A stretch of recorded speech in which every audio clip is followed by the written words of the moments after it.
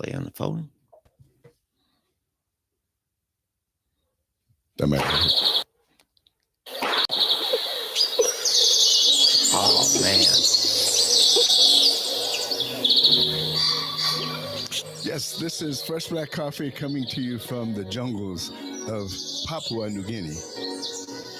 Who is this? Is it Honey Tree? No. No. Andreas Vollenweider. Who? Andreas Vollenweider.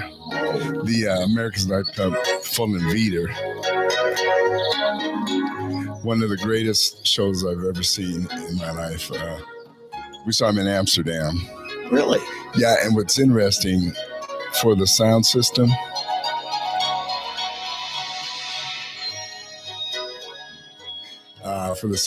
he had like, 30 Bose 801s on each side. But they were like, 12 feet high and about 6 feet wide. Now, don't tell me this was a show where Resband shut down the stock market. No, it's not a Christian artist. He's an instrumentalist, plays the harp. It's an electric harp. Okay. I couldn't imagine this sound opening up for Resband. No. No, but it was pretty, I mean, we had like the front row of the balcony in Amsterdam. Oh, yeah. At the Opera House. And it was like right in your face. I want to check out some videos of this. I want to see him actually playing this stuff. Oh yeah, he's playing that harp, and not like the Mormon girls play harp. No, not at all. So, yeah. Anyway, I thought I would bring some culture to the program today. As I was saying, before the show, I spent a couple of weeks, actually a week and a half, up in my hometown in Minnesota. One day, Debbie and I went to rummage sales in thrift shops. I got some of the best classic Christian music in my hometown. I mean, I got Kathy Dracoli, Bob Carlyle, Twyla Paris. There's one other in there. But anyway, just some great stuff. It's fun to rediscover the old stuff. Right. But just to reiterate, this is not Christian music. This is just an instrumental harp, just to show the beauty. A little too much energy to call it new age music, Yeah. It's one of the greatest performances. He has these tape around his fingers at the tips, and he'll hit it. Basically, like that. That's pizzicato. Yeah. That's striking. Mm-hmm. Basically, what a harp is if you took the inners of a piano, the strings out, and then you stand it upright, and then you play the piano, but instead of the keys hitting it, it's your fingers. Yeah.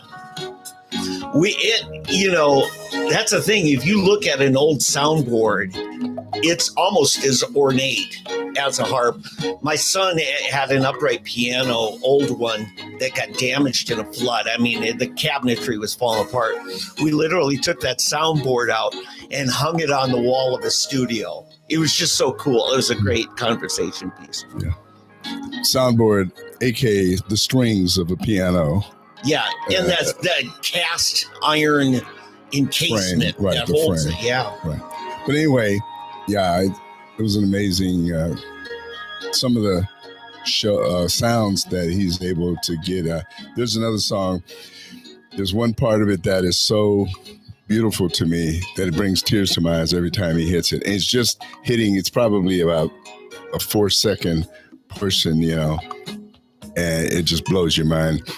The way I discovered this was at a Dutch friend's house one day. This was back in 1982, I think it was.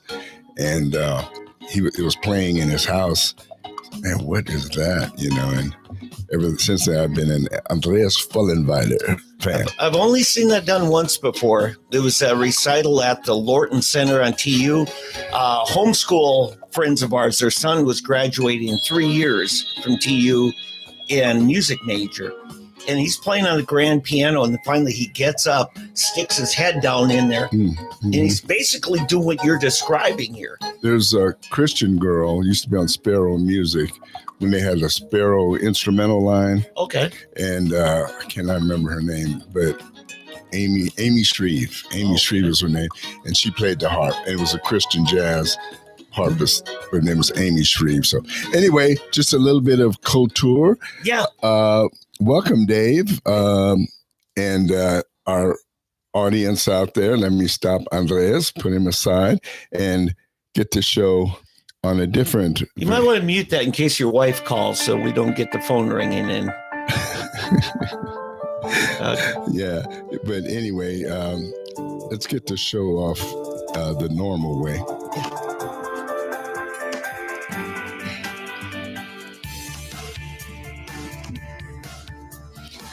All right, everybody. I don't know if you were able to follow all that previously, but welcome to the Fresh Black Coffee Show. We were actually trying to put you to sleep there. If YouTube didn't block us because of copyright. Oh yeah, because I even gave the name of the artist. So yeah, YouTube. They might be astute enough to know who Andreas Vollenweider is. But anyway, just a segment of his little music, and if you get a chance, you can look him up on YouTube or on many of yours, whether it's Spotify, Napster, which used to be real something. Anyway, Napster bought him out, and then what's another sound? What's the big one that everybody is into nowadays? That has music, songs, and where you can go through. I can't think of the name of it. I'm sure everybody out there knows what it is, but me being able to, I have it on my phone, but and I don't want to take time to look it up. But anyway. Pandora does a lot. Spotify does a lot. Spotify, that's the main one. Yeah, they're the big boys. So yeah. So anyway, welcome to Fresh Black Coffee on Saturday morning, the last Saturday of the month of August. Yeah. And boy, summer is coming to an end. I know. Summer slowly. We've got another 2 weeks or so before it officially ends. But the weather told us several days ago. Well, the weather is more like February or something. Now, you see, all the rain we had. I come back from Minnesota bringing this weather, and I get no credit for it. Well, I don't know if it'd be credit or we should beat you. Oh, you'll always blame me when it's bad. Yeah. So I don't know. I haven't decided yet whether it's good or bad. My lawn is not doing as well as it has in the past because it's not getting the heat and the sun that it. Oh, yeah. Because if you remember, it didn't really quit raining and warm up until the middle of June, almost July. And then we've had intermittent days all through. So something is happening. I guess the global warming is now going the other way. I got tired of people talking about it, and they decided that they would, God maybe intervened and said, enough of this.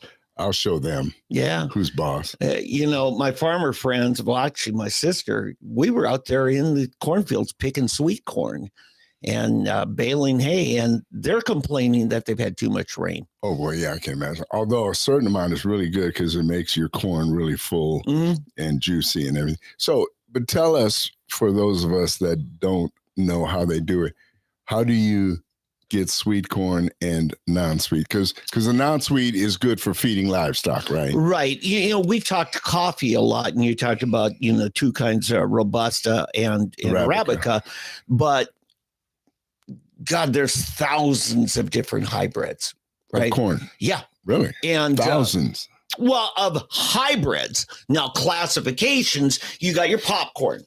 You got your corn now designed for the ethanol industry, right? That's kind of new. Wait. Okay, back to the popcorn. So popcorn is bred a certain way just to be popcorn? Yeah. It's not, they don't take just corn seeds. No, when you're looking at popcorn, it looks nothing like that can of canned corn. Right. Oh, yeah. Or frozen corn. Right. No, they are going for specific traits. Well, I thought popcorn was just the seed of corn. Well, yes, it is. Okay. But Orville talks about how much bigger his pop-up, right? So there's a lot of money in play here. Orville Red. So they're looking for different things. Now for silage, like part of what I was doing up there at my brother-in-law, my sister, we're looking at, okay, at what point is optimal for doing that? So you're looking not just at strains of genetics, but then timing things right, Speaking of popcorn, I sometimes wonder, because, you hear about the invention of the wheel, invention of fire, invention of this and this. Mm-hmm. Sometimes I wonder who, or I was picturing the invention of popcorn, some guy sitting around the fire and, wind blows some kernels of corn into the fire and all of a sudden, pop, they shoot out of the fire. And the guy looks at it and says, what is this? This white puffy stuff. And then it smells kind of good. And then puts it in his mouth and like, hey, you can eat this stuff. Not only that, I was watching a documentary. I believe it was the Aztecs. They have dug up, old sites and that and found bones, skeletons that it's actually the Spanish conquistadors that introduced corn to this hemisphere. It did not exist. And the way they know that, it coincided with tooth decay. The Aztec skeleton, they did not see tooth decay until after corn created tooth decay. Oh, yeah, corn is very sweet. Okay. The natural sugars in it. So much so, and they just went hog wild on it and then started having tooth decay. It's funny you mentioned that the Spaniards, like, popcorn is not indigenous to the Americas. Right. But it's like, what is China known for? Boy, I hate to even say rice. There you go. Okay. And what is Italy known for? Pasta. Pasta. Thank you. There you go. But it's funny because before that, rice actually comes from Italy and the noodles come from China. Yeah. But we associate it, and what happened, Marco Polo brought the rice to China and then brought back the noodle, formula. So it's kind of interesting how what we've been taught in so many things are actually reverse of what we know or what we've been told. So but that one really blew my mind, that rice is an Italian thing and pasta is a Chinese thing. Yeah. That's why the Chinese still, they have the noodle. You can get the noodle bowls or the rice bowl, but some people like. See, the rich folk love the exotic thing because that set them apart from the commoners, right? So, and that's ultimately what led to the discovery of the Americas, because Christopher Columbus says to the Queen of Spain, hey, I can find you a new route to India. Right. What was India known for? They had some of the dyes and tea. Yeah. Little did he know there was a continent in between. Yeah. He was so sure. If it weren't for America, he probably would have made it to India. He was so sure he was right that he called them Indians. But what would be good is if I turned on the. Yeah, we got our backup recording now. What I was going to say, I thought I knew what pasta tasted like until my wife and I happened to go to New York City. And we went to Little Italy. Yes. Which is weird because I'll tell you, it blew my mind, all of the preconceptions I had of New York and these different things. Little Italy is really one block. And then you got Chinatown, the Chinese part, which is, so it's these little narrow streets and there's restaurant after restaurant after, and they're very small. And so I was thinking all these mafia movies where the guys are sitting and somebody walks in, blows them away. It's because the Dons, they'll have a basic dining area, then they'll have a little nook area, with a table that'll seat maybe 8 people or so, 8 to 10. And that's where the mafia heads used to sit with their guys back there. But anyway, so we happened to decide to eat at one of these Italian places, right? And they brought this sauce out, and then they bring you a separate bowl of noodles. And the noodles weren't very much, like definitely not enough for the sauce. So, I put my noodles in, ate those, and I said, oh my goodness, I thought I knew what spaghetti tasted like. But these noodles, you can keep the sauce, just give me the noodles. That's exact, yeah. And so what's funny, I asked the guy, my goodness, I've never had noodles. Can I get more? Oh, yeah, sure. He goes back. He brings this giant bowl, just like this high and this round, with nothing but the spaghetti noodles. And man, I went to town because it was like the first time I ate caviar. I never knew what it was. There was this pink porridge looking stuff on my, this was cream of wheat kind of. yeah. I'm in Stockholm, Sweden with one of the bands or something. And of course the promoters were, whining and dining us. And so I'm sitting there and I said, what is this? So I tasted, man, this is kind of good. And so I take I start shoveling this stuff in my mouth. And I said, man, this stuff is good. Can I get more? And so they start pouring more. I'm just eating this thing like it's going out more, And finally I said, what is this stuff? Does anybody? Yeah, that's caviar. And I said, uh-oh, because, I probably shoveled $500 worth of caviar in about 2. I mean, I was just tablespoon, just throwing it into my mouth. And, forget the steak, the caviar was, and I'd never, probably if somebody had told me it was caviar before I ate it, I wouldn't have eaten it. Yeah. Because, raw fish eggs. Yeah. And so, I'm not going to eat raw fish. Yeah, from the sturgeon. Yeah. Yeah. But that was one of my funny. Can I go back to your pasta? Noodles, my pasta. Yeah. Yeah. You remember Julia Child's cooking show? Yeah. She was kind of the grandmother of all these cooking shows. And I was watching today. And she explained, she says, now the Italians don't focus on the sauce. Their pride is their pasta itself. And so they would use the sauces as a little garnishment. And we have totally flipped that upside down. Everybody brags about their spaghetti sauce, but they all use the same noodles that they get off the shelf at Walmart. Right. Yeah. So, it's kind of funny. We've got it all backwards. Yeah. No, I'll tell you. Oh, in fact, if you guys want a culinary delight or ideas, there's on Amazon Prime. Okay. There's a show with Stanley Tucci. Oh. The actor, Stanley Tucci.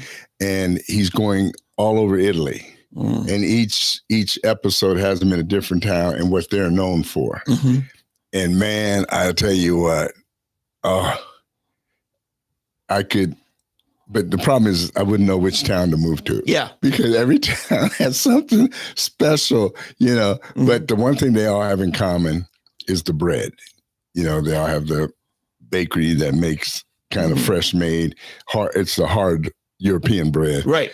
And, oh man, but some of the stuff, now there's a few things that I don't think that I would eat that they eat, but overall, some of the stuff is just amazing.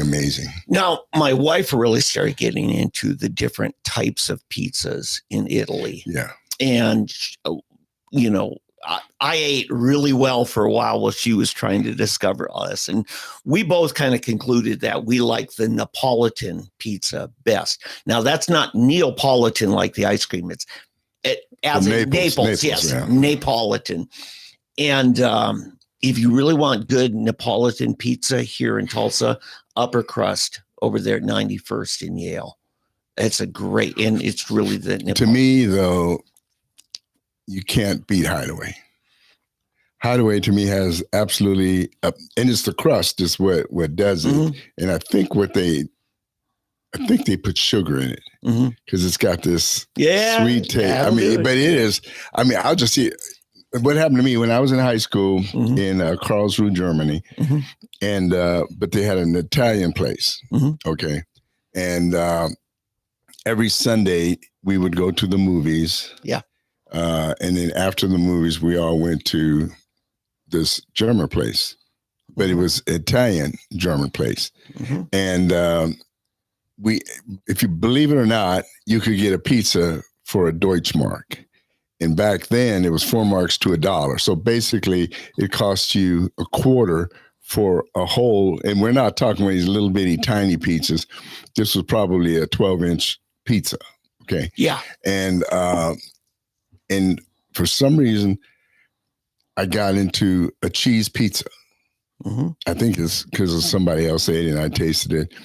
And I now only eat cheese pizzas because the meat takes away from the flavor of the cheese and the bread.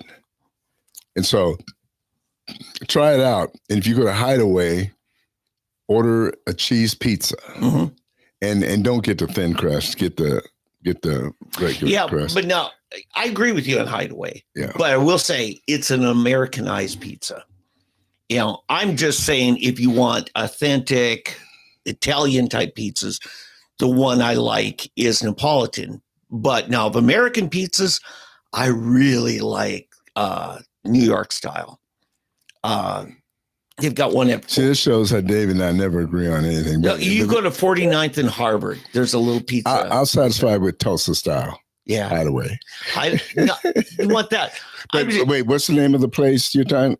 I was going to call it Slice in New York, but that's where I used to go in Minneapolis. No, it's the one you've been talking about here. NYC Pizza. And it's on 91st? No, I'm talking about for Slice in New York. That's 49th and Harvard. Now, upper crust is what I said. If you want true to the Italian style, at least Neapolitan style. And that one is located? 91st and Yale. 91st. It's a really nice restaurant. Okay. If you know, there's Whole Foods there at 91st. Right. Okay, in the parking lot there.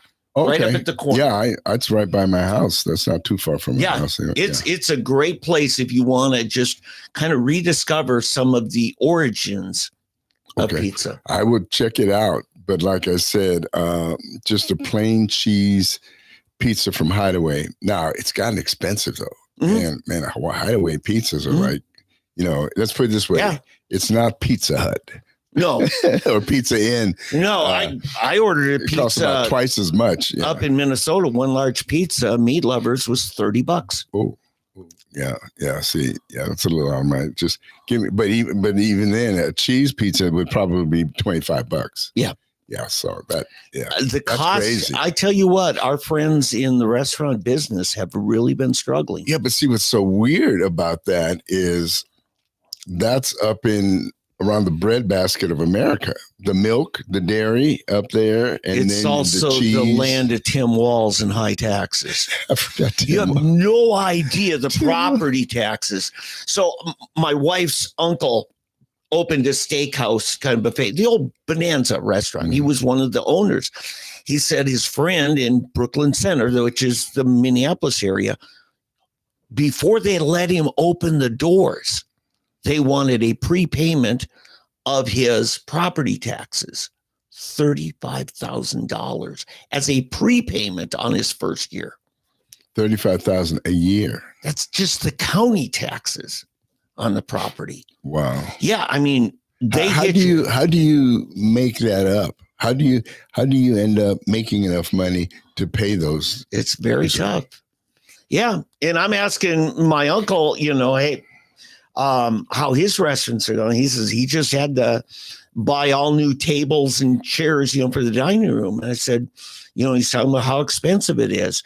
And I said, can you get anything from your old ones? He says, well, you like to hope that you've worn them out. Mm-hmm. I said, yeah, that's true. He said, that's part of the problem when you see restaurants only last about 10 years and then go out, is they didn't put money back in taxes to keep, taxes and reinvestment. Right. But that's real common. My one son's into the restaurant business. Yeah. And he always said, where most of them really get killed is on the liquor tax. Mm-hmm. They don't account for the liquor tax, which is a higher tax than your normal tax. Sure. And the other thing is your bartenders, the bar staff. They they'll sit there and pour themselves drinks or Yeah. take it, and you end up losing just tons of money, and that's why a lot of restaurants go out of business. I knew the old manager years ago of Golden Corral, and he said his biggest problem is his shrinkage is his own employees eating food and taking food home. Taking it home, yeah. That's why you remember the Mexican grocer. Mm-hmm. He owns the place over on what is it, 11th and is that the El Mercado? 30th. Yeah, the Supermercado. Yeah, Supermercado. But somehow the city talked him into buying the place up on Pine and Peoria. Yep. And they gave him $200,000 to start with and everything. Mm-hmm. But the reason he went out of business is because the employees were walking out the store with it, or they had customers come in and that were friends of the people running the registers, and they weren't ringing up everything. And so they would leave with steak and meat, all the expensive stuff. And he ended up saying, "Oh, I'm out of here." Yeah. Folks in Tulsa, you got to understand this. It started with Susan Savage on that Pine and Peoria. She bulldozed an entire neighborhood, had the, what do you call that trust? The property trust. That the government has, they took that over. Then they put all that money into building a shopping center. It started as a Skeggs, Albertsons, yeah. Or that might even been Skeggs Alpha Beta, which was preceded them. But it was Albertsons when I got it. Yeah, and but the government keeps throwing this money in that the people of North Tulsa will do so much if we just prime the pump a little for them. Well, the ones really making out are the developers, and one of them, Jack Henderson, the former city councilor, he owned some place up there, and all these people get this, especially from the what is it, HUD money. Mm-hmm. Is a really, really, and there's another group, CAP. Mm-hmm. Community Action Program or project went on there. But anyway, and CAAP is actually, it's 2 A's in there. But yeah, for some reason. But anyway, someone told me that the guy who owns that, for every dollar of HUD money that comes, he gets 75 cents of it. Jeez. And the North Tulsa people were really upset because they wanted it, and they wanted their piece of it. Let's put it that way. But so he runs this CAP program, which is supposed to be programs to help poor people get out of poverty. Yeah. But the only people that are out of poverty seem to be the owners of this and the people behind it, because they have a new building.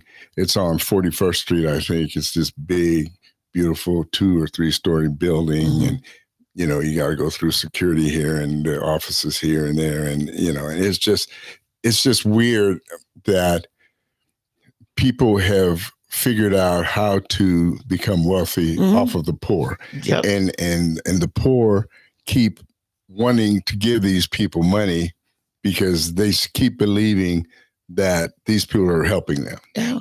And it, it's, Jesus said this, okay? I didn't make this up. Was it Jesus or Paul? No, I'm sorry. It was the Apostle Paul. The Apostle Paul. If you don't work, you don't eat. Yeah. Okay. It's just simple, because it's human. It's not a black thing. It's not a Hispanic thing. It's not an immigrant thing, illegal or legal. People, we've talked about before, the Pilgrims, right? Yeah. They almost starved to death the first year they were here. Because of communism. Because of socialism at the best.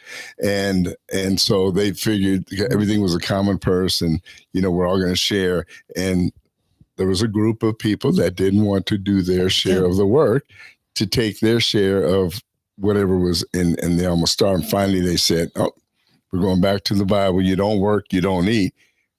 The people got religion and changed, and they survived. Right. It's a universal law, people.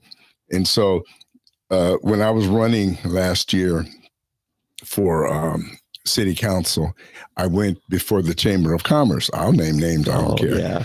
And they were happy to see me. Oh, we got a black man running, in South Tulsa, or, they're going to sing praises and hallelujah. But until they asked me about what do I think about the homeless, I said, you starve them out. Oh, God. As you can tell, I'm not the most diplomatic. Yeah. I said, the Bible says you don't work, you don't eat. We got to quit giving them money. Yeah. And abruptly, okay, thank you very much. You were done. And, and so-and-so will show you out. I mean, it was, and I just thank you. And I took off, I think they give you $250 or something. It's not really even worth it. But with all the money that the chamber has, and I think the reason they do it is because they're behind a lot of these programs. Of course. And it gives them money, and those people that are, it's an industry. Poverty is an industry. Poverty is an industry, and there's rich people behind poverty. Okay, I got a lot to say here. First of all, you were going to reference something Jesus said, and then you realize it was Paul. Well, Jesus did say, the poor you have with you always. Right, that's why? Because it's a spiritual condition at the basis of it. Right. Sin causes poverty. Yeah. Okay. So you want to get rid of poverty, you got to start focusing on the sin that gets you there. And so we take care of that.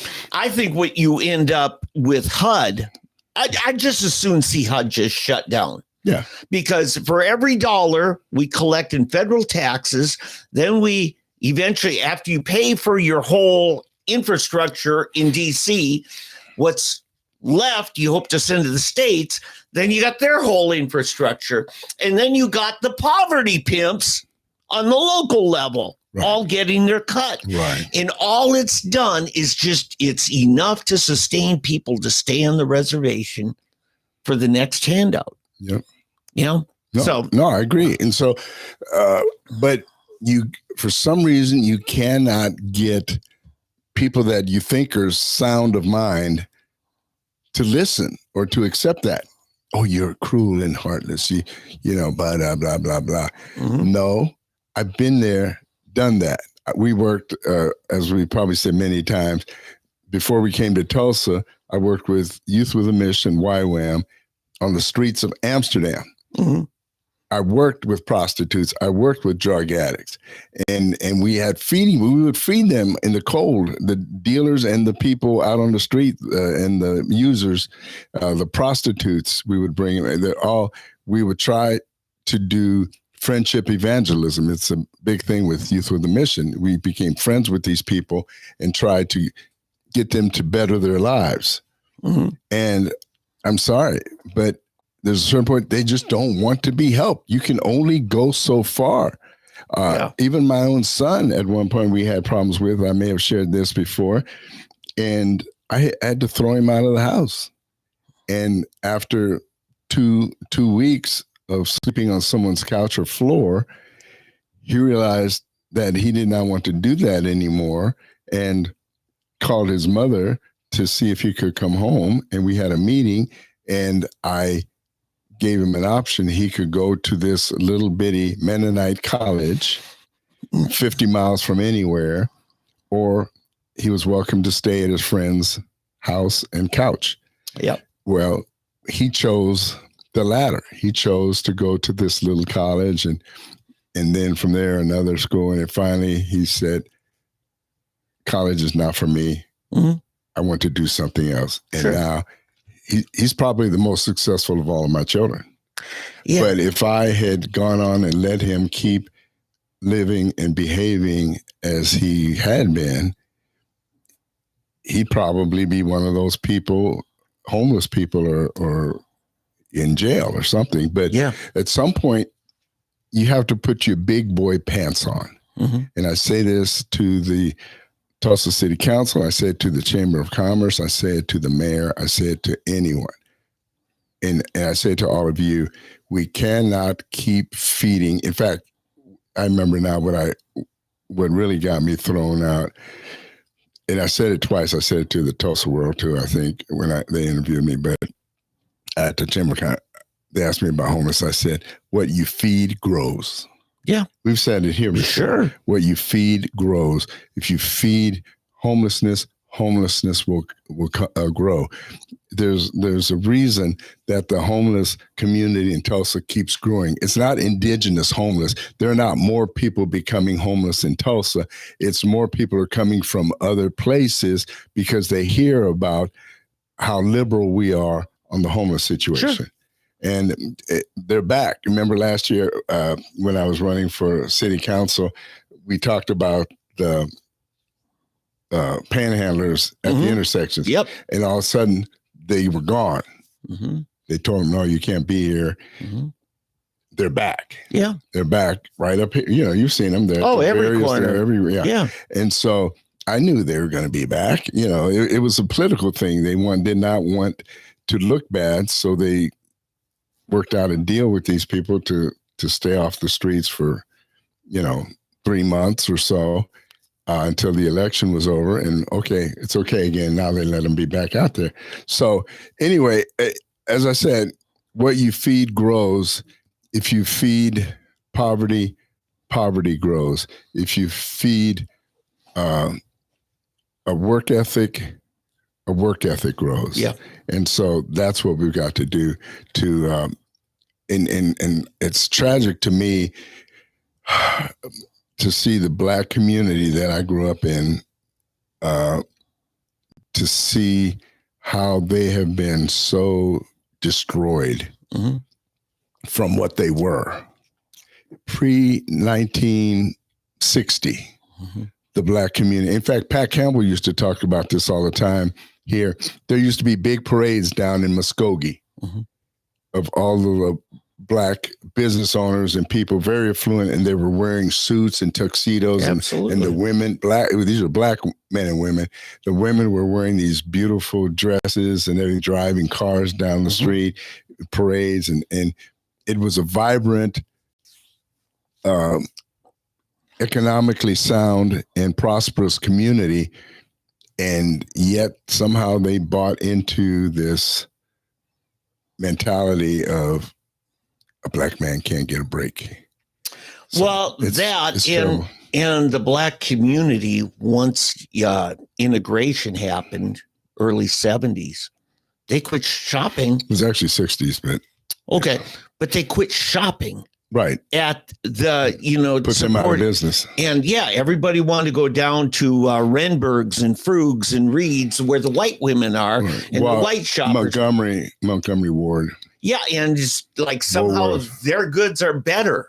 And they're not, What white man's water is colder. Yeah. The salt is saltier and the ice is colder and the water sweeter. Yeah, it's saying that. But it's just, no, it is. And see, Booker T. Washington, as you know, he spoke to this. He knew prophetically, he said, in fact, he warned Black people, do not move to the urban centers of Chicago, Philadelphia, New York. They didn't listen because he saw what it was doing to them. They would start drinking, gambling their money away, where he said a Black man, if he wants to earn his keep and earn a living and prosper, the South is where to do it, which is crazy because it was during segregation time. Yeah, I think when he's saying South, he's also talking about in a more rural lifestyle. Well, he was generally talking about the South. Yeah. The south of the Mason-Dixon line, where Black people were fleeing to the north. And in fact, my family, my dad's side comes from Mississippi. Yeah. Well, they all moved up to Philadelphia. Okay, here's where I'm getting at. Many and the vast majority of the former slaves entered into a sharecropper type agreement. Yeah, but I'm getting a point, Eddie. Be patient here. But I'm trying to head you off because in Tulsa, okay, the what was it called? What did Booker T. Washington call Black Wall Street? Yeah. There were no farms there. They made the money from commerce. I understand. Okay, I'm getting to my point here. Is if you lived in a little shack up in the corner, but you're a sharecropper with somebody, you still have to provide for your family, clothing, food, and everything, but you get a percent of the produce you make on something like that. That's truly a free enterprise arrangement. And to turn down that opportunity to go live in some project, it might only been Memphis or St. Louis, or it could have been Chicago, but that became the new plantation that you became enslaved to. Yeah, but see, but it was more than that. Because what they were doing, they were bringing to work at the Ford factories in Detroit, Firestone, all of the industrial north. That's where the people were flocking to. And then, as it is in Tulsa, the Black community wants to remain the Black community. I've had people in Tulsa that I asked them, why don't you move to South Tulsa because they're complaining about crime or this. Why don't you just move to South Tulsa? Oh, I could never do that. There's this inbred thinking that's so bred into their thinking that I would be betraying my race if I move out. Now, more and more of it is happening, but the problem is, it was the old saying, you can take the boy out of the ghetto, but you can't take the ghetto out of the boy. Right. At least that's what people in the Black community, the other saying, you can take a boy out of the country, but you can't take the country out of the boy. Anyway, and it's, but that's what happened. And so, like Booker T and them, they were prospering in Tuskegee, Alabama. Okay. Yeah. And people in New York were hiring his people to come and build buildings and build structures and things because they made the finest brick. They knew what they were doing. They worked hard. They knew that if you hire these guys, it's going to be the best. But see, that's what was happening. And sadly, the Democrats have convinced Black people that you don't need your best. We're going to pay you for your worst. And so that's the thinking that has to be somehow bred out of, and it's slowly happening. People more and more are waking up, but especially with Black women, it's very difficult because you have four generations now of welfare mothers. Yeah, that's where I was going to go to. That became the worst plantation to land on is the AFDC check. To get rid of the old man and let the government be your provider. Right. Well, and also because they tore up the family. Exactly. You can't be married and collect this money. The wife can if the husband, right. And it's not, if you're trying to make it and the husband's not making that much to supplement them until he's able to move up. But it's, if he's in there at all, we will only pay a single mother and we pay you for every child. That's ridiculous. I mean, what does that do? It incentivizes these women to have baby after baby because I'm going to get another, I don't know what it, $500, $600 a month for another baby. You know, it's see, in Europe, in Germany, they do have a thing called Kindergeld or child money. So when you have a baby, they will pay you about $500 a month. Maybe it's with inflation be $1,000 a month now for just having the baby. And because they're trying to increase their population growth. Yeah, they are shrinking. So they've been paying this, but it's only good for 2 years. Once the kid's a certain age, but it's everybody. You can be rich, poor, whatever. That's true. You get to Kindergeld. It's just they want to increase the population, but everybody knows that I can't live. It's not enough to live on. And it cuts off after 2 years. Yep. So it's our model is not a good model. It's right. And Eddie, what did you just say earlier? What you feed, you get more of. Right. You know, whether it's homelessness or whether it's just big single parent families. Right. You're just going to get more of it. More and more. Yeah. So exactly. True. Wow. Hey, well, listen. You were in Milwaukee. I mean, in Minnesota, yeah, last week. And well, tell us one of the things I know that you told me about, which was in the news. So why don't you tell us about? Well, yeah, going on up there, we actually drove right through the Twin Cities because our first stop was in Coon Rapids, way up on the northern edge. You know, like most cities, they've got the Beltway, right? 494, 694, 394, all the way around. Well, we took 94 right through. Happened to go about less than a half mile from the Ascension Catholic Church there, but that was not. On the way back, we decided, now let's go around. Thank God, because we were in the loop at the hour of that shooting, and I don't know how disruptive it was there or how far the bullets flew. But actually, when I was up in central Minnesota, I went to college in St. Cloud my freshman year. I lived about 25 minutes north of there. And I was invited. I have a cousin who's head of a sports complex for many years, including the ice arena there. And a guy named Nate Schmidt. Do you remember Nate joining your son's Florida Panthers? Yeah. Well, it was his day, Monday. To have this Cup day, yeah. Stanley Cup. I could have gone and got my picture taken with Stanley Cup just to say, see, Eddie, you can't do it without Minnesota hockey players, But so that was interesting going on. We had Jim Bridenstine. Okay, but before we get too far afoot, I was trying to relate this to what happened that made all the news. The area you avoided, the church. So let's tell everybody. Yeah. Let's go back and we're finding out more and more every day, including today. We're finding out new stuff. So you got a young man who has been a man. I don't know how much. Still is a man. Yeah. Okay. I don't know if he went through anatomically. Okay. But it just came out in the news today. Well, he ended up shooting a bunch of little kids at a Catholic primary school. Yeah. Parish school. He went to this school. Yeah, that was the thing they're trying to confirm because his mother worked there for a while. Mm-hmm. I'm finding out today his mother had given up her first child to adoption and then became very much a pro-life activist. Up in Minnesota, a big group called Minnesota Citizens Concerned for Life. My mother, my sisters, brothers, a lot of us have been involved with MCCL. The Catholics are really, really a powerful force for pro-life up there. And so, this is where her mother's mindset is, but she's also, wanting to be there for her son who's going through a troubled youth.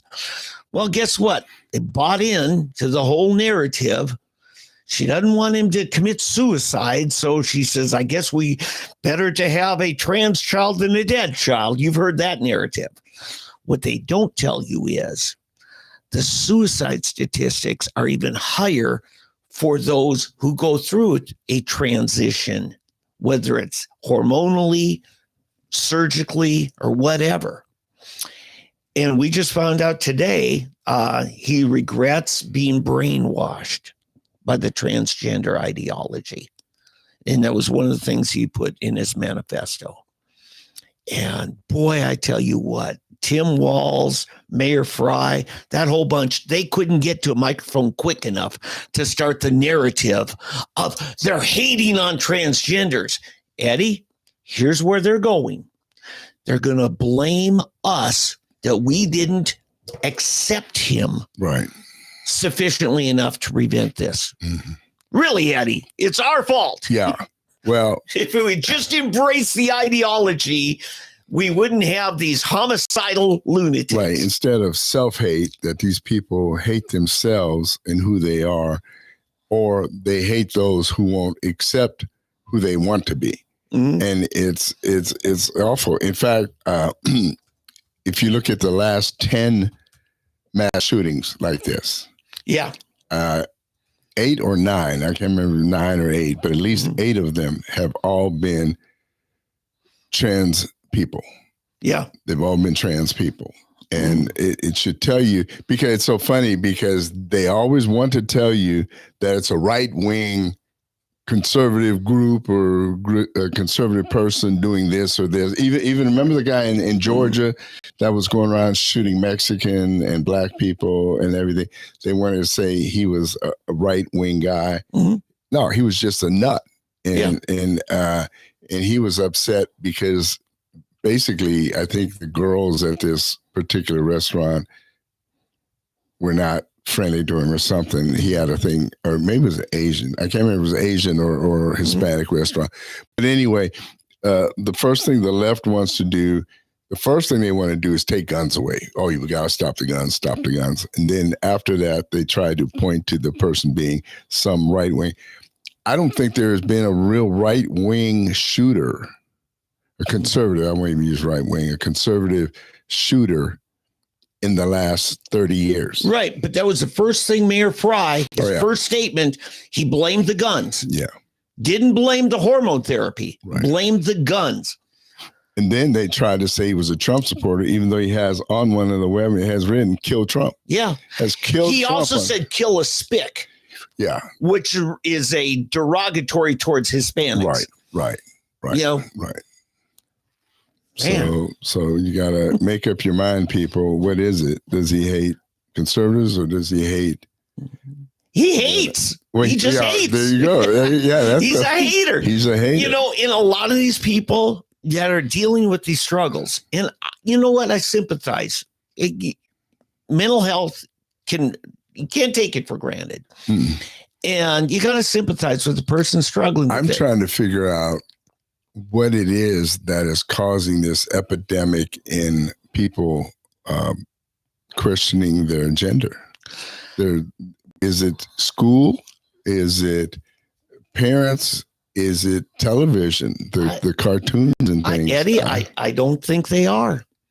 I think they're generally confused, and the narrative of the therapists are pointing, it's your confusion has to do with your gender's wrong. Right. Okay. But so what I'm saying, but who then is feeding them that? Because not everyone is going to counselors that decide they want to transition or dress like girls. For example, when I was little in Germany, and I lived with these people, and the youngest daughter, she was probably 13. Oh, she was probably 12 or 13 at the time when we moved there, and I was 5. And this girl used to treat me like a little kid, you know, and that she could play with and doll up. That's the term. So they would have me wearing dresses, putting fingernail polish on my finger. I used to love to do that stuff and dress, you know, and play with dolls. I think my mother might have given me a doll or something.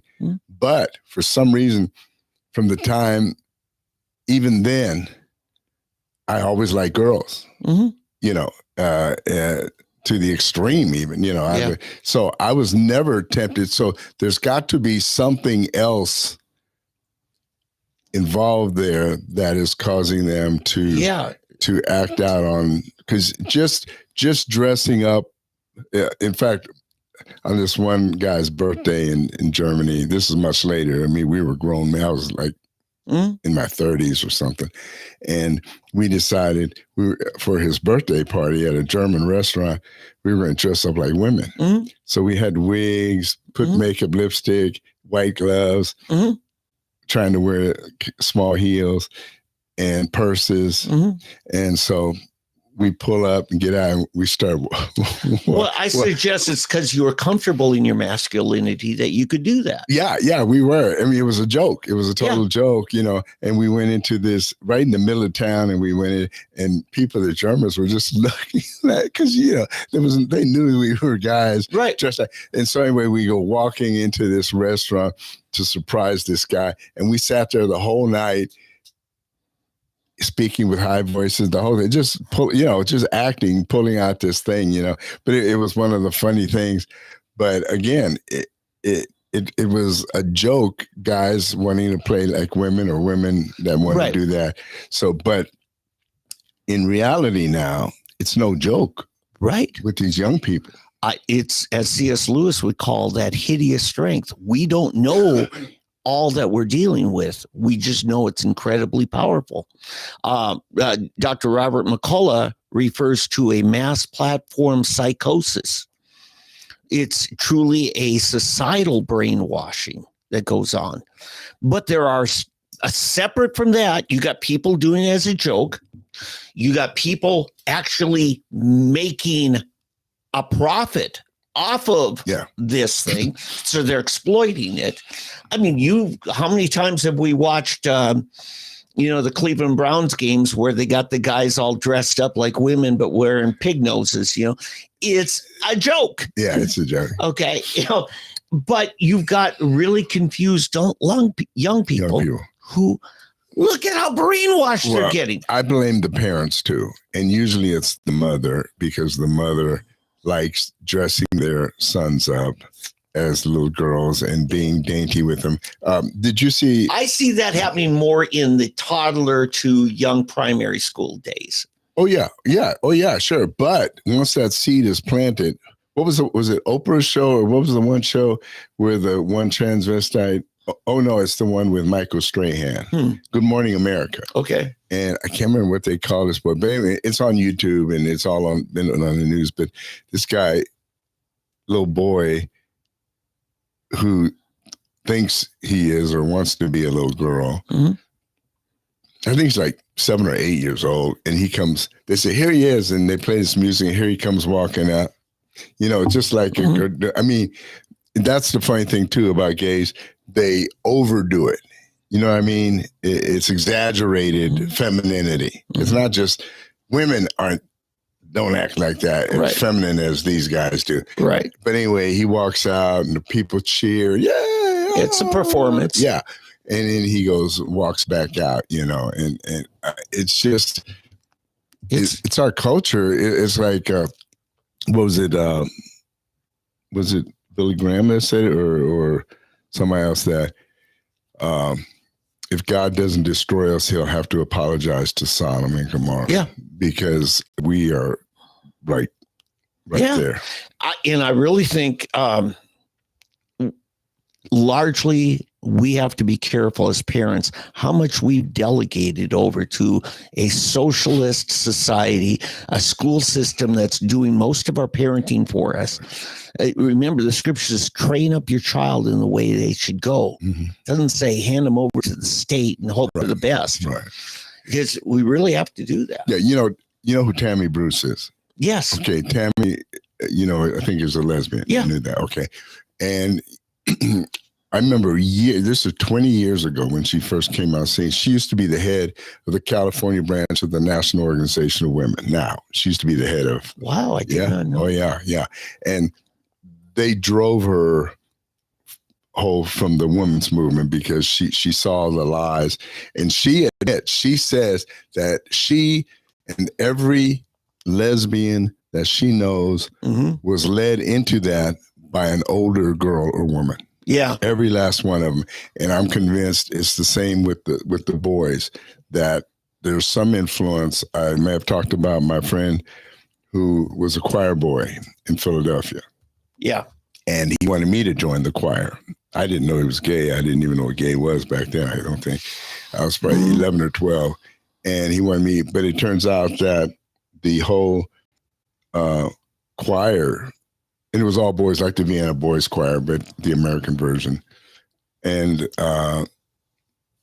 apparently every one of those kids that was in that boys choir was gay. And of course, you know how they got that way.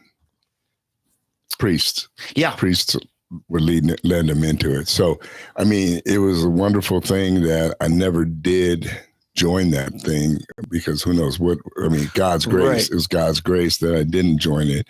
But anyway,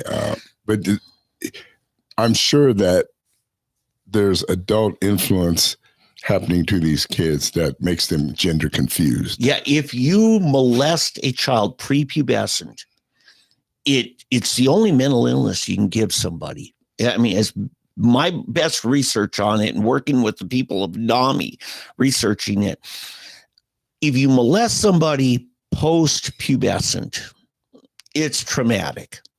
A young woman gets raped, it's traumatic. Young man gets molested, it's traumatic. But when it happens prepubescent, they don't know how to process it.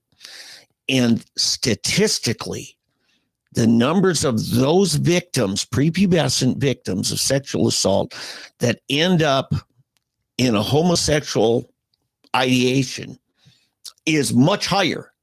I saw it remember Aaron Thompson, a teacher at Grace Christian School, molested a bunch of boys? Statistically, those boys are hurting vastly more. Some of them I know personally. It's very traumatic. So much so, that's why our legislature makes the punishment for that kind of sexual assault and prepubescent so high, because it leads to, of course, a PTSD kind of situation, but then it often evolves into what's called borderline personality disorder, a lifelong mental impairment. And it's one of those things I was trained how to help families care for. The biggest issue is this just crazy insecurity and acting out and volatile behavior and stuff. But you've shaken their sense of security to the core, and their brain doesn't know how to deal with it. And there's no medicine for it. There's therapy that are very individualized. Some things work for some people, but it's really bad. It really is bad. And that's why we have such severe punishment for people who sexually molest prepubescent children. So, yeah. Very good. So anyway, what's going on with this guy? Of course, he killed himself. Yes, people who go through transgender, transitioning, they went into it under the idea, if we don't, there's highly likelihood of suicide. Problem is, there's an even higher likelihood of suicide once you find out that it wasn't the solution to your problem. Right. Apparently that's what happened with this guy. And some people are suicidal. Some people are also homicidal. We saw this a couple of years ago in Nashville, a Christian school student. She was actually transitioning through hormone treatments to be, in her mind, a man. Hormones are incredibly powerful, Eddie. You know how it is. I mean, you're a married man. Just those times of the month changes are difficult on women. You've seen, as I have with postpartum, hormonal transitions oftentimes tilt somebody into a very suicidal condition. And so what I'm getting at in this is you start dumping massive amounts of testosterone in a young woman, don't be surprised you don't get the kind of things you saw with the Nashville shooter. And remember what they said. They locked down that manifesto. Yeah, that's what I was going to ask. Have they ever released it? Unofficially, yes. They punished the newspaper that published it. The whole thing? Yeah. Have you read it? No. Oh, yeah. I've read excerpts about it. And so they still haven't officially released it? Exactly. Why? I guarantee if it was a conservative person, it would be everywhere, or he couldn't stand Barack Obama or Biden or... Eddie, the forces behind all this are so massive. I didn't use that word unadvisedly when I said that hideous strength, because it is huge. It's big. It's controlling so much. I think it's led to the child abductions, trafficking, all kinds of stuff. And it's sick. It's demonic. I can't say enough how big I think this really is. Yeah, that's, and people out there that know that I am not an advocate for private schools or taking your kids out of public school. However, with the stuff that is going on and they're being taught, outside of Ryan Walters, attempt to change things and get school back to teaching the 3 R's, essentially, academics, none of this social garbage. I understand why people take their kids out of public school.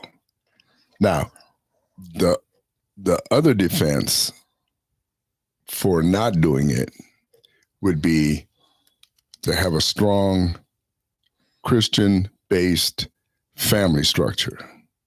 If you have strong parents that from the time of infanthood is putting the right type of signals into the child, then that's how you really guard. Because even as we know, that girl in the Nashville shooting, the school she shot up and killed the the young people and teachers was a Christian school that she went to. So even a Christian school cannot totally protect you. You've got to know who their friends are, what their social activities are, what websites they're basically. Hate to say this. No, I don't hate it. You got to be a parent. You remember, Dave, when we were kids at 10 o'clock, it's 10 o'clock. Do you know where your children are?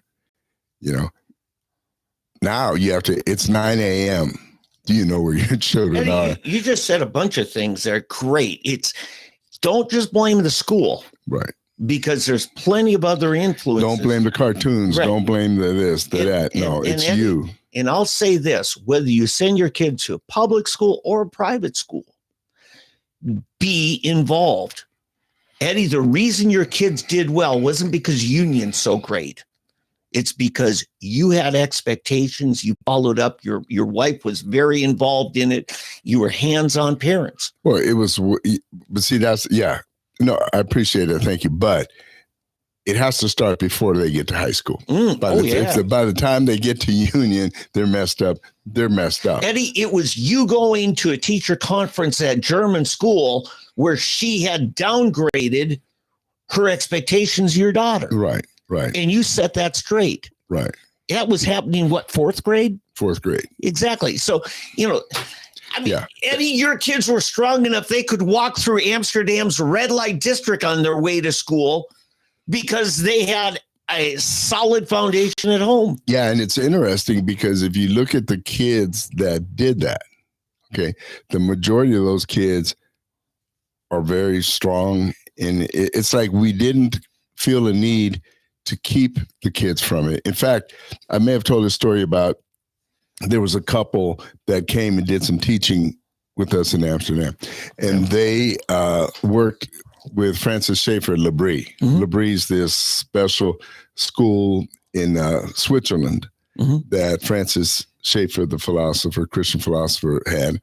And these people would go out and they were doing teaching. They were actually psychologists. But anyway, and they basically told us the story how what they would do with their kids, they never kept them from going to college. I mean, concerts, to go into these different, if the kids, because they would hear about so-and-so, back in those days, it might be Wham or Aha or somebody.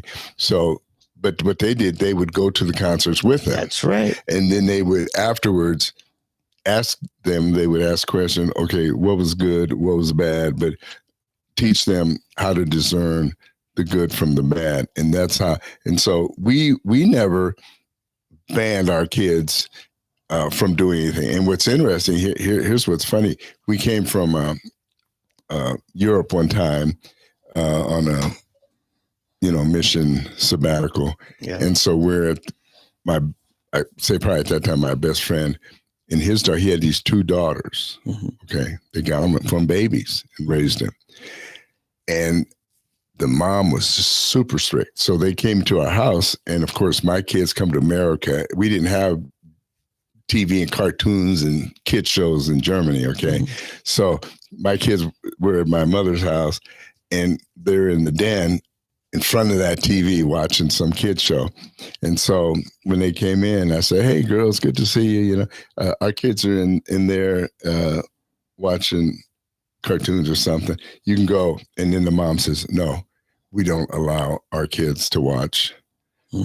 But we watch 4 hours a week as a family. Yeah. And at certain hours.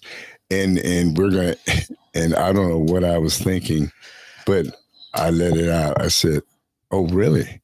Let me know how that works out for you. Yeah. Well, sure enough, the younger daughter, or the oldest one, went to college, just went totally off the rails, just went totally wild. Now, fortunately, she ended up coming back. The younger daughter, very sweet, nice girl, but she decided to transition and become a boy. And her name became Hector from what her name was something else. I won't say it, but she became Hector. But they were so strict on these girls. The diet was strict. What they watched was strict. Everything was strict. Now, these were good people, smart. They went to SMU. the lady, the mom, comes from millionaires. Her parents are millionaires, but super strict Christian, da da da. And yet their daughters went that way. And it just showed, it's better to expose your kids to the world, but walk through it with them. Yeah. Give them supervision. Them. Right. Yeah. Not isolation. I'm homeschooled my kids. Mm-hmm. Our friend Michael Bates, another blogger, prominent guy, he homeschooled his kids. Mm-hmm. Well, Michael and I were talking one night on social media after interaction with a young adult who'd been homeschooled, mutual friend of both of ours. Their family literally moved to Hectorville. Believe it or not, there's a little town south of Bixby called Hectorville. And they isolated. And I'm not going to name names, but isolation is not a strategy long-term. It's very short-term thinking. And many parents, are tempted. I'll just prevent it from influencing my kid. Well, you go through 18 years of being reared as a child with just isolation and then boom, set you free. You're not going to do well. No. And so, Michael and I are talking because he's like, hey, Dave, we do our best, but we're winging it as parents. Are we doing the same kind of thing? Is this how our kids are going to turn out?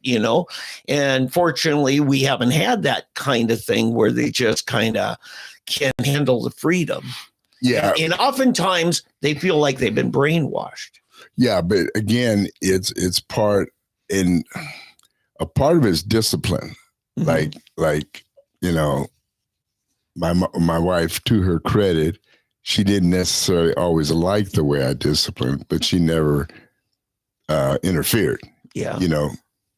Well, that's what your dad said. If your dad said this, that's important. Right. It was. You don't let kids play one parent against the other. Right. Exactly. And usually in the end, I'm the one who bent, so if I saw that the point had been made, et cetera, then I back off, but anyway, like I said, it's not easy. There were several books that were very influential. One of the very important ones is Charles Dobson, Dr. Dobson. And it was... by the way, he passed away this last week. Yeah, yep. That's right. We didn't even mention that. But the man, brilliant child psychologist. That's why he has the doctor. But anyway, one of his books, Dare to Discipline, is the name of the book. Dare to Discipline. Love Must Be Tough was a similar title. Love Must Be Tough is another one. But basically, he said you have to discipline. Now, he said there are stages. He said the rod is good from about 4 to 7. Mm-hmm. That's when you use the rod. Mm-hmm. And use you may use something lighter, when they hit the terrible 2s. I mean, there has to be something that lets them know there's pain associated with sin or doing things wrong. Bill Cosby said on that, because he said at the toddler stage, he says, yeah, you roll up a good magazine, they're wearing a diaper. Anyway, that loud pop scares them into reality. Yeah, it lets them know you're not pleased.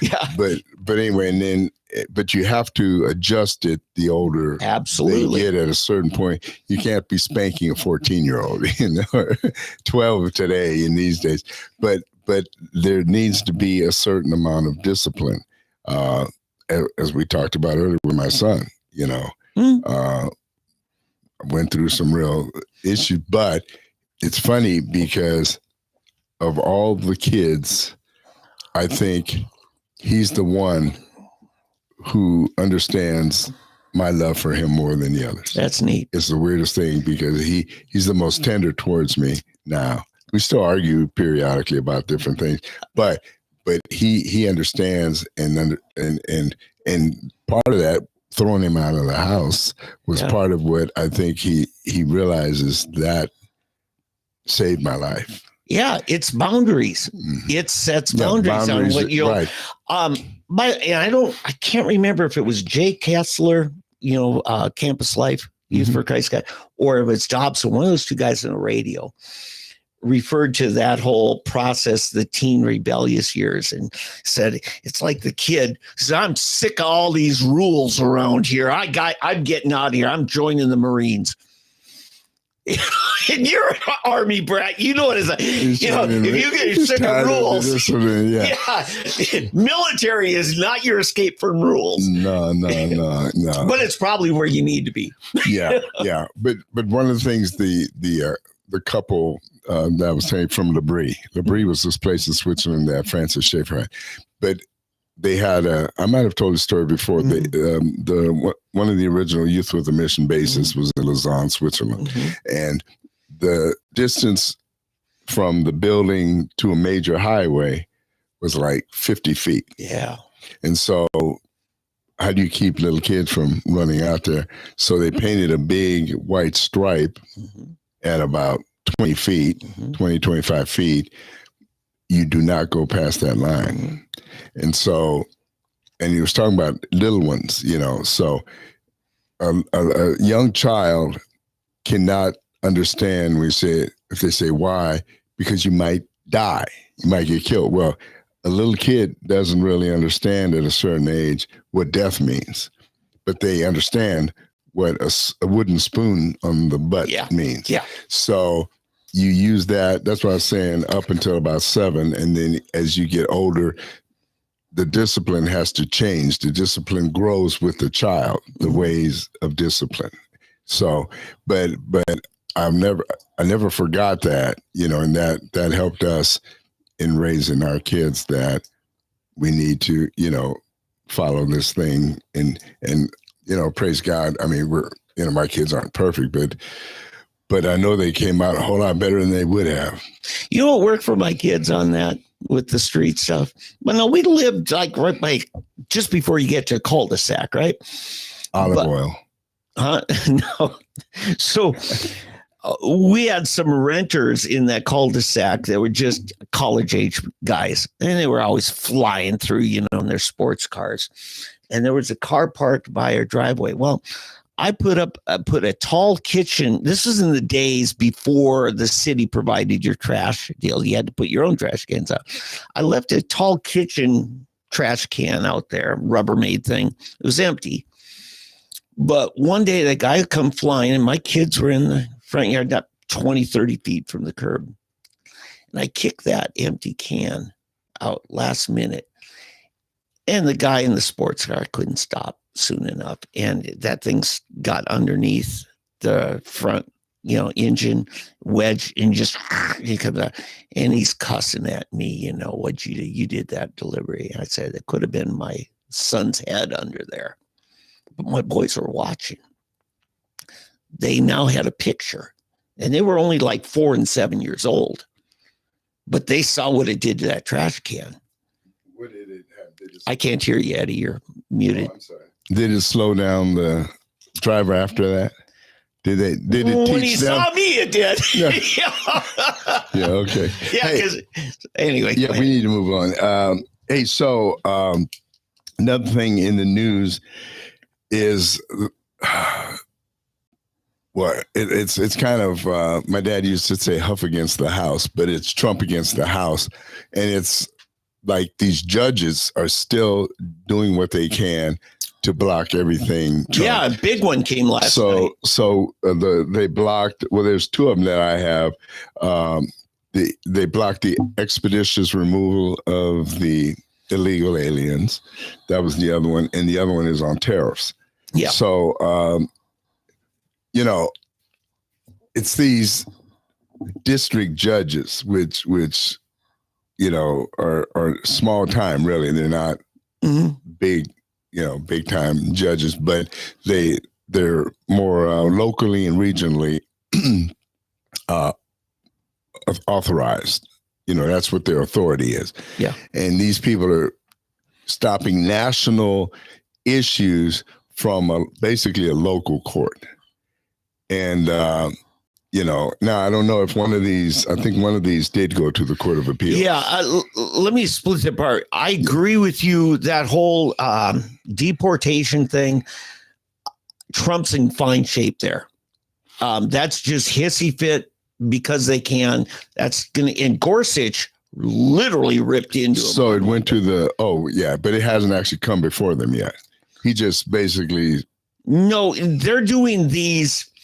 It's not like the full Supreme Court hears it. They, said when these are emergency actions, right, you often get a vote without any written clarification.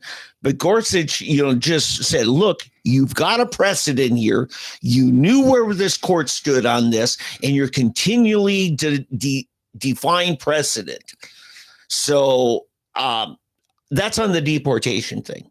Now, on the tariffs, that is the D.C. Court of Appeals. Their Court of Appeals is for the federal government agencies. Their jurisdiction is just D.C., right, District of Columbia. And they're saying clearly the policies on tariffs need to come from Congress. And they have a point. There are certain carve-outs for the executive branch to act. But I think, and they're giving Trump 6 weeks on this. They're not blocking him immediately like you see these other fits. They're saying,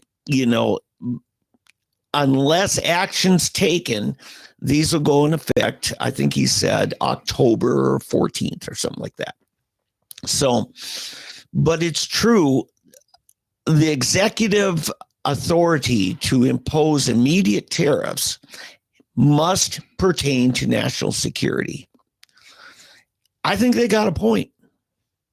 I don't know that Trump's going to win out on just unilaterally because, let's face it, we're seeing dictatorial powers there. So what we need then is for Congress to come in and step in and say, we're going to authorize to extend these tariffs. I will say this. I'm disgusted that Mike Johnson and Senator Thune have not done it already. Right. Yeah.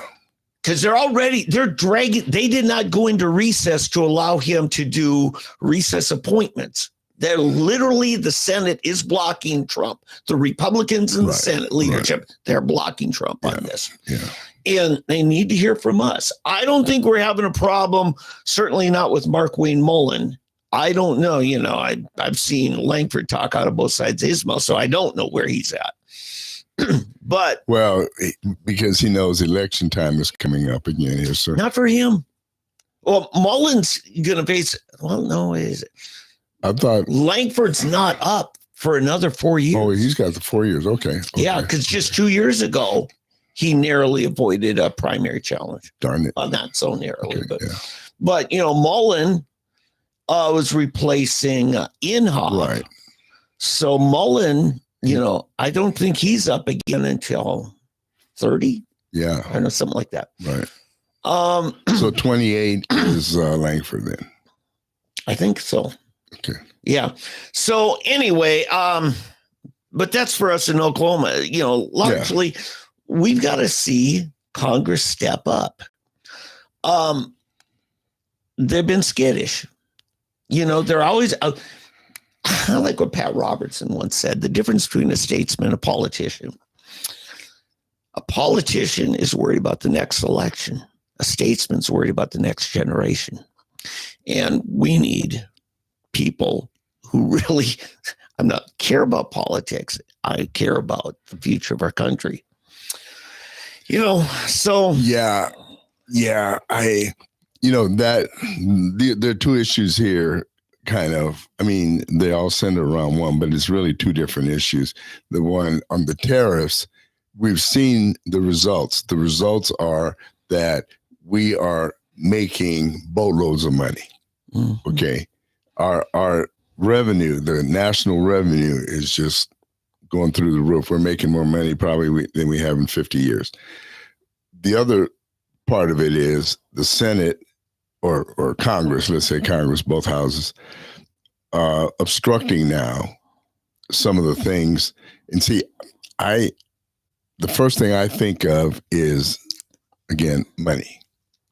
That there are lobbying groups involved here that are highly upset.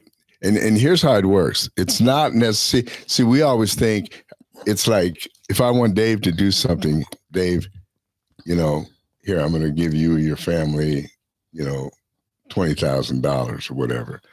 That's not how this works. The way it works is we will find an opponent to run against you, and we will give them $5 million to defeat you and to replace you. Somebody that will do what we want them to do. And you get these guys like Thune. He's been in it, what now, 15, 20 years? Oh, yeah. So he was the young guy. I remember James Inhofe thought he should have been president, this young, handsome, that's how Jim and I used to talk about him. But he's been in there now. And what happens, they can't do anything else. See, one of the reasons they want to stay is because that's the only thing they know how to do.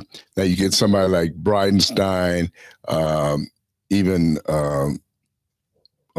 Sullivan, these congressional representatives and so forth that have been in there for, like, say, 2 to 8 years. Mm-hmm. They're still young enough to come back out and do something else. Mm-hmm. Too often it's lobbyists, but at least they're doing something else, and they got out. But once you've been in there 20 years, you really don't have another career to come back on. And that's where you have the problem, that these guys want to protect their fiefdom. They want to protect their position, their power, and everything. And that's why we may see them speaking to President Trump or conservative people, but then when they go back privately, you've got all these other voices with the deep pockets, corporation presidents and CEOs and things. Hey, you got to stop this. We'll find somebody to run against you, and I'll get so-and-so to give them so much, and you got to stop this, what Trump is doing. That's how this stuff works behind the scenes. It's ugly, it's dirty, it is not nice, but it just is what it is, and somehow President Trump needs to get through it. In fact, one of the big things is Thune is blocking and keeping from how would you say it? The candidates for the different cabinet positions and judges. Yeah, confirmation votes. Confirmation votes, right. And there's like, I don't know, I think there's like 100 or 200 positions that aren't being filled because they just won't get, the Democrats are stalling, and yet Thune could make it happen. But he won't. Well, they're doing the worst thing. They're not actually staying in session and getting work done. Right. They're pretending they're in session and they're not. Right. So, but as far as things go with Trump on these tariffs, I hope they can find something. Even if they don't in Congress set a policy, they should at least authorize temporary use of tariffs for more than just what we call national security reasons. Yeah, sure. I mean, if Germany is charging us 30% to send our stuff there, we should charge 30% for them to send their stuff to us. Yeah. I mean, it's silly because you can set guidelines, just say, okay, our administration has a right to respond with a compensatory tariff not to exceed whatever in broadness or in monetary. Don't go higher than what they're doing. Exactly. Exactly. Right. But and here's the thing. I never in my lifetime would have thought I'd ever see any president change our policy back to the use of tariffs. Never would have saw it. And of all people, Trump. And he's defied all of established reasoning, and you find out he's right. Yeah, right. But I think the more astonishing thing is that we did not even know what import or export tariffs were being put on us prior to now. Right. That's what's so crazy. And that makes me wonder, how badly we've been sold out by foreign influences, silencing the voices that are supposed to be representing us. Yeah, I mean, think of how stable and prosperous our economy would be if we did buy American. Now, there's a caveat to that. Let me say this, and it deals with our streets and roads in Oklahoma. Mm-hmm. Back when I was on the air with Pat Campbell, one of Pat's big peeves and big issues was that we need to hire Oklahoma contractors and quit getting people from Indiana or Ohio or wherever they were from. And I bought into that. I now regret that I bought into it. Here's why. Anytime, it's the same thing we're talking about here. Anytime you do this and you basically close off free enterprise from anybody and anything, then what happens is those people that are benefiting from you shutting off competition, they're going to use it to their... I'm speaking of the road they're widening on 91st Street between Memorial and Mingo. Mm-hmm. That thing has been going on for about 8 months now. Yeah. And most of the time I'm driving through there's either no one working or there's a handful of people working. And we've got different road projects all over town with crews. Mm-hmm. My thing is, find the company that's willing to have their people work overnight and on weekends. Yeah. In Europe, the Autobahn, which everybody talks about, the Autobahn, the freeways in Germany, in Holland, Italy even. Italians, by the way, are known as the best road builders. They've always been historically, but the best road builders in the world. Mm-hmm. But anyway, you'll be driving. During the day, you won't see them. Mm-hmm. You'll see construction. But from sundown, from about 8 at night till 6 in the morning, they're all out there. Yeah. I mean, they're throwing everything at it. And so they don't interrupt the busy times of day, but they're working all night. Yes. Why can't we do that? Why can't we get somebody out there, cruise, and throw everybody on 1 mile stretch, finish that, then you move to the next one, to the next one, to the next one, to the next one. You're done. Mm-hmm. But now what do we do? Oh, well, we need a crew over here at 31st and Sheridan. We need a crew over here and here and here. And oh yeah, we'll get back to you on 91st or here or wherever. And so so it's a twofold thing. We don't put enough pressure on the company contractors we do have doing the job. And we basically exclude any outside bids from another state. Mm-hmm. We shouldn't do that. No. We shouldn't do that. Whoever comes in and will give us the lowest bid and do the best job the fastest, that's who we hire. But I guarantee, Eddie, when they say, okay, no outsiders bidding on it, I think there's an entirely different motivation for that. I don't think they want people getting those contracts who didn't put money up for the bond proposal elections. Oh, yeah. That's a big part of it. Well, sure. They're going to reward those people who put money into it. And it was very self-serving. They called it a campaign donation. It was just graft to get the contract. Sure. And who's behind that? Yeah, big government people. Little George. Yeah, it's gonna. Because who's doing the bond money usually?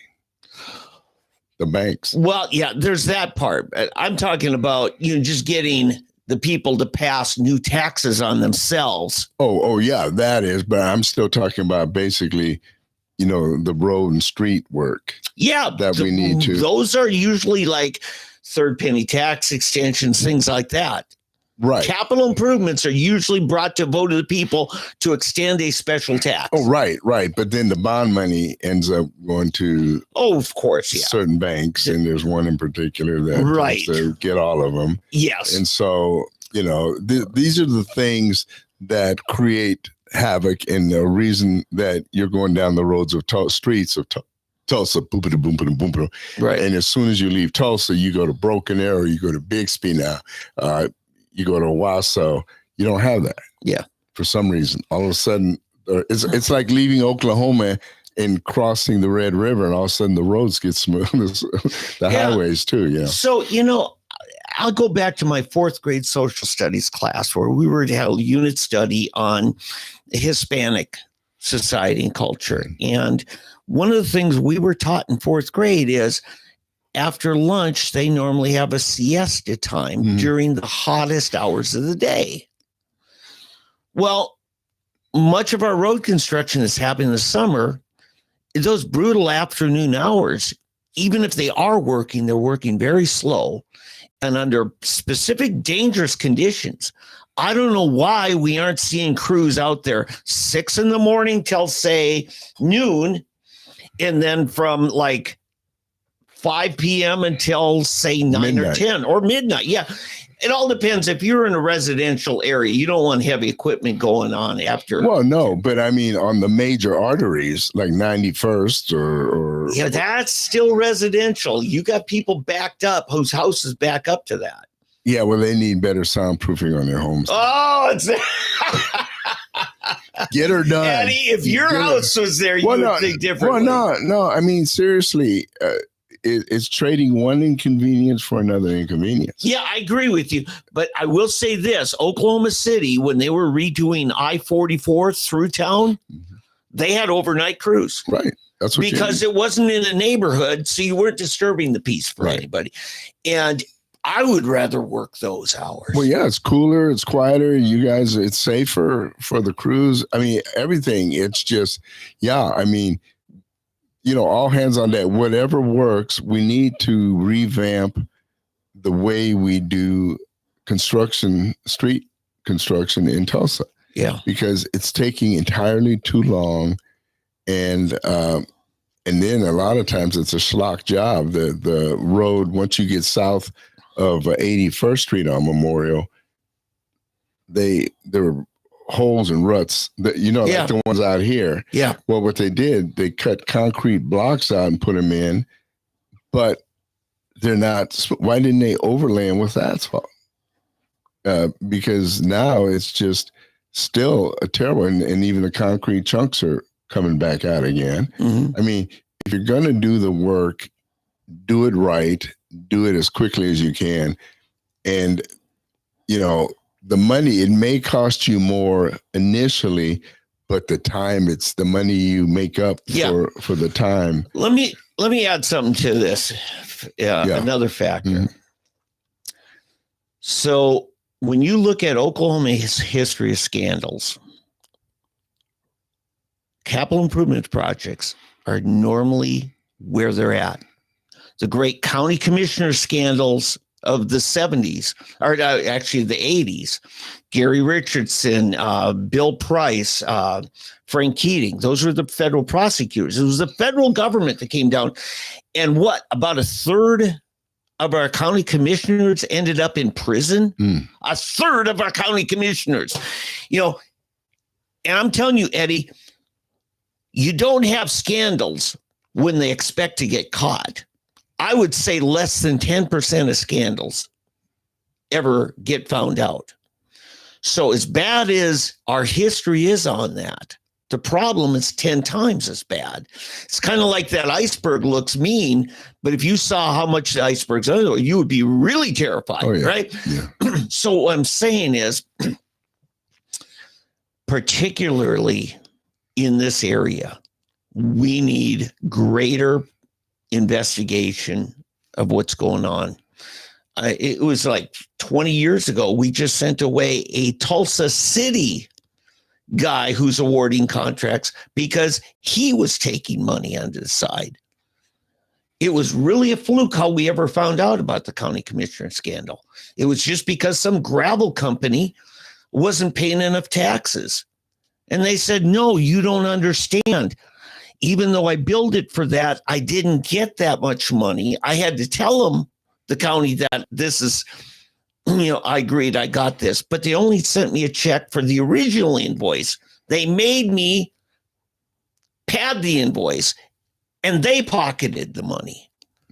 And that was a reluctant supplier. And they know not to squeal because they'll never get a county contract again. That's how bad it is. But that's who we should hire. I mean, really, realistically, you should hire the person that's being honest, telling you what is really going on. Yeah, but I'm saying what's behind this whole idea of, we can't take out of state contractors, may be motivated by the same corruption of, we only want the people that we know and have special deals with. That's what I think is going on. Yeah, no, that's true. And the other thing they're counting on is this thing that I was part of promoting, hire locally. Mm-hmm. We want to help the Tulsa economy, Oklahoma economy. So why should we go out of state? I mean, Pat was really big on, why should we go out of state for in-state work? We need to help our people and all, but in the end, you end up creating a worse problem with people being able to fix the prices. If there are 5 contractors in the state, all they have to do is draw straws. Who's the next guy up?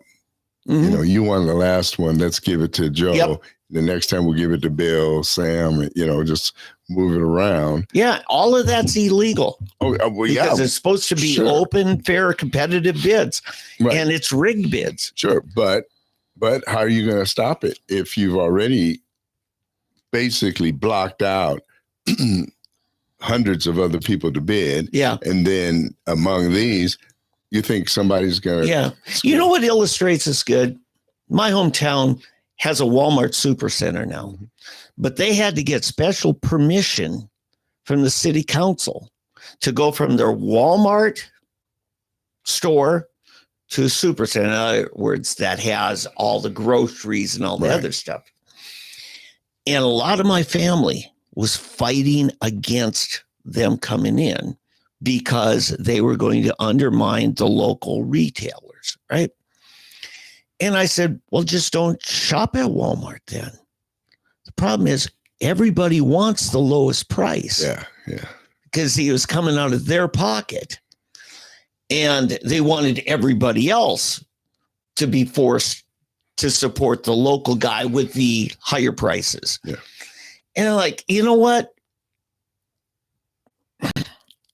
I just think you're just struggling against the inevitable. Now, what happened is Walmart eventually did go in, and the downtown is pretty much empty storefronts, because they just can't really compete with that.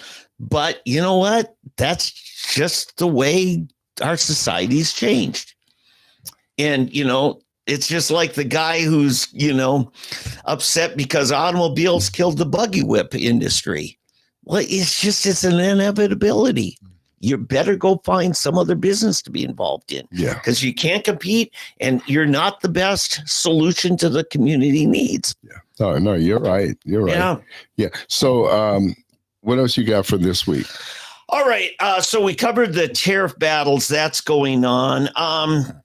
I owe Bridenstine a little bit of I wouldn't say an apology. Remember when he was in here, former NASA administrator was in studio with us. He was our former congressman. And you and I were, we've been listening to Joe Rogan about the Apollo missions. Did we really go to the moon? Oh, yeah. I think you brought it up, Eddie. And I just said, my biggest challenge on this was the Van Allen radiation belt. And I said, it's deadly. And Jim's answer was, you don't stay in it. You get through it as fast as possible. Right. And Bridenstine could have said a whole lot more, because I'm up in Minnesota connecting with family. And I'm finding out that the flower girl at my wedding is married to one of Elon Musk's astronauts. And he just was up in space on the Dragon space rocket. Right. It was called the Polaris Dawn mission. And they went further into space than anybody's gone in a manned flight, unless you include the Apollo astronauts, because they went all the way to the moon. They sent Scott Petit. You could call him my cousin, but we're really not blood related. It's by marriage, right? Because he's married to a cousin. He went up there with radiation detectors, and that rocket went into specifically the Van Allen radiation belt. And now he's not going to go on any more missions because I think he's kind of their test study, he and 3 other astronauts. And they said he probably got about the equivalent of 4 CAT scans. It was that much, you know. So now they're going to see how he's doing. So, well, let me ask you though. So, you would think, is there not some lining they can put either in the rocket or, well, you know how, like, if, when I'm picturing at a certain, they get close to the belt, somebody brings out one of those aprons. When you're getting, when you're getting X-rayed in the dentist's office, or get a Yeah, so you only fry your brain, not your chest. Well, right? but surely they could be able to put something in your helmet. I mean, what I'm saying is there not some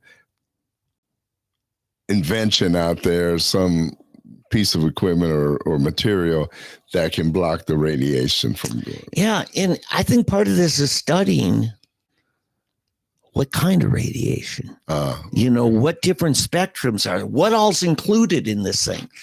They went up there while they were in the Van Allen radiation belt. They had a little Skylink satellite device, and he literally called, I guess you still call him one of my cousins, his kids, talked to them in school live with not any noticeable delay. So the Skylink satellite system that Elon is putting up actually works from that far out into the Van Allen radiation belt. So there are a lot of little things that went on in this. This was last September. If you want to look it up, it's called the Polaris Dawn flight. And Scott Petit, he's actually a former Thunderbird aeronautics pilot. He was a commander of a squadron, Air Force. He's an Air Force Academy guy. He actually was best buddies with one of my cousins. He introduced him to his sister, and he married his sister. So anyway, that's one of the things I found out about. It was a lot of fun. Eddie, you grew up, your first few years was in some pretty lousy housing, right? That was left over from World War II. What I got to do was the equivalent. It's like getting to take your grandkids for you to get back to Germany. My mother still lives in the house I came home from the hospital to. And so it was really neat getting to do that. My niece got to see her. She just signed a great deal with Bethel Publishing. She's one of their top fiction authors now. Gabriel Meyer, she just announced that 4 more books. She won a Christie Award, which in the Christian publishing is a top award. So that was neat. Congratulations to you, Gabriel. Let's see. Minnesota. They don't have term limits up there. Tim Walz is expected to run again next year. But the guy who almost beat him, Dr. Scott Jensen, is announced just a few weeks ago he's a candidate again. So if you get involved in out-of-state politics, that's one I'd highly recommend to give some support to, is Scott Jensen running for governor of Minnesota. Because they truly, Eddie, there is the inside of the Twin Cities Beltway, which is pathetic. I mean, I used to pastor down there, not far from Ascension. I was a few miles from there, and Christian school there. And you get outside of there, and you might as well be in Oklahoma or West Virginia. In fact, my home county, when Trump ran the first time, got 74% of the vote. That's pretty incredible.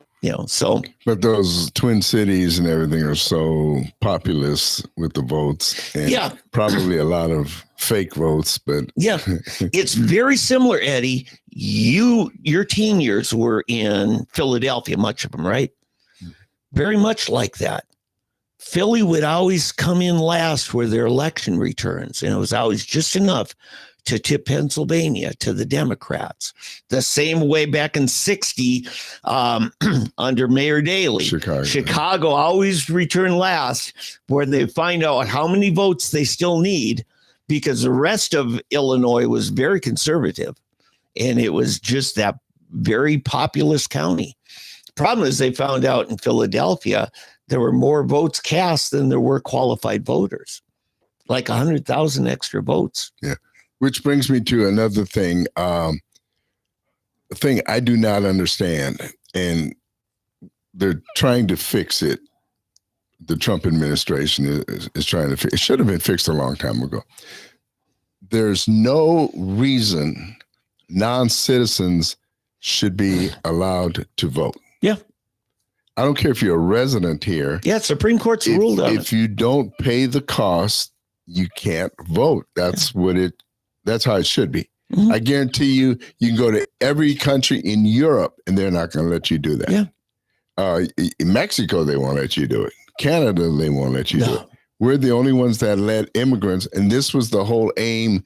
See, that's why they sent them to all of these liberal cities.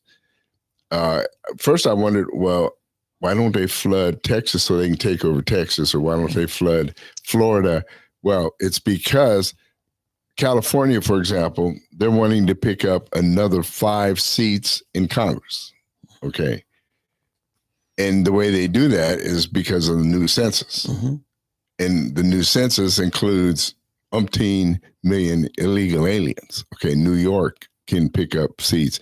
All of these Democrat control. Mm-hmm. So what will happen, these Democrat states will then have more votes when it comes to any and everything for Congress, for the congressional and electoral votes eventually as well. Yeah. So this is why they're doing it. But to me, and the Trump administration is looking at, they're trying to get that thrown, and Congress can change it. I mean, Congress could change it, and they should. That should be changed. You cannot let people that don't know your culture, don't speak your language, have not been here, don't understand the principles this country was founded upon, come in and turn America into Mexico. Turn it into El Salvador, turn it into Greece, turn it into Yugoslavia, turn it into whatever, Russia, Germany, whatever. It's the stupidest, it's the most suicidal policy for a nation that there is. I'm not sure how much Congress can do, because voting is a state government issue. Apparently not. For example, if Oklahoma could not change it to make illegals, in federal elections. There are technically no federal elections. Well, technically. Yes. Well, for federal offices. We elect presidential electors. No. Yeah. You're it's funny how I'm talking here. I'm talking to elect someone to Congress, to elect someone to Senate. Okay. There are no electors involved. Right. Okay. There are offices to send, and they have to be received by them in certified, okay, you are authorized by the people of Oklahoma to represent Oklahoma in this Congress, so we make you a member of it. But your certification comes from your state election board. Yeah. Okay. Yeah. So anyway, back to what I was saying, the train of thought. Okay. There should not be any reason that Oklahoma, New York, Pennsylvania, whatever the state, should have its representatives be based on people that are not citizens of the state. Yeah, it was a poorly worded phrase in the Constitution. Well, yes, because they never foresaw something that, And what it does is if we send a bunch of these non-voters to become residents in these liberal districts, then we can, instead of having to choose between, say, Nancy Pelosi and Maxine Waters, we might be able to keep them both if they're right next to each other. Exactly. Because we just get to split up the pie differently. Right. Yeah. And I got to say, this playing around, we do have news on this, so we should talk about Texas did authorize redistricting. Right. And now California is trying to take it back. The number, because it's 5 and California put restrictions on their legislature, said you don't get to do it. We created this special commission that we authorized to do it. And what Gavin Newsom is now doing is calling for a vote of the people, initiative petition kind of thing, to say, let's take it back from this commission and give it directly to our legislators, like Oklahoma and Texas have. Mm-hmm. What I'm surprised... I don't have a problem with that. Right. But here's the problem you have when you're trying to carve out and make, say, more Republican districts. You're diluting your advantage in the current districts. So if you've got, say, 48% of the state is Democrat, 52% Republican. I know there's independents, but let's just, for the simplicity of math, you could theoretically make the districts so that you win all of them. But in reality, they're all swing districts then. Mm-hmm.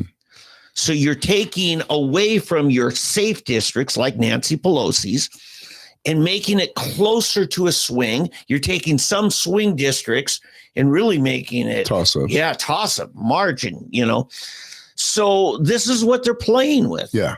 No, I'm with you. I agree.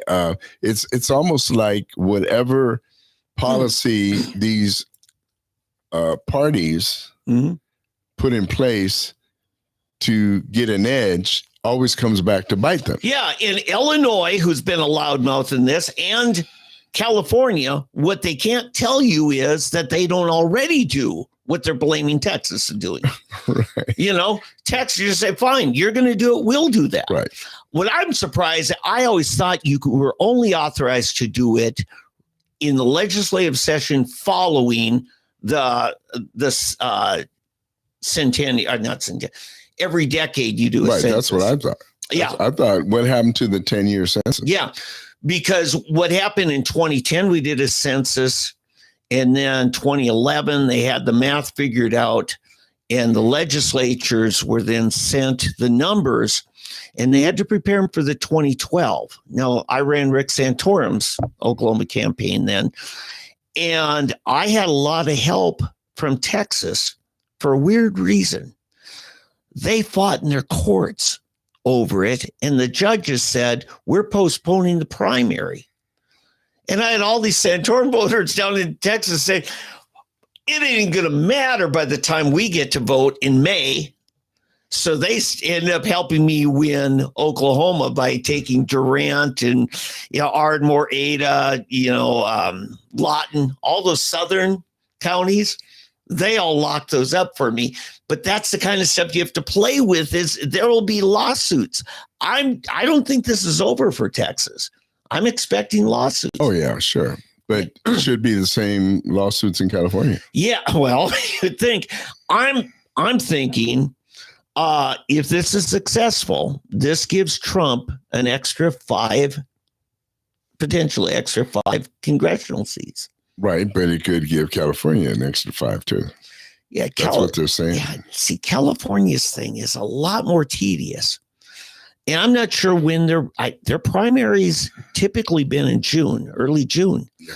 How can they have this vote, then call everybody into session, get all of this passed, and still have their filings for office and everything unaffected so that where there's a will, there's a way. Have you seen the map?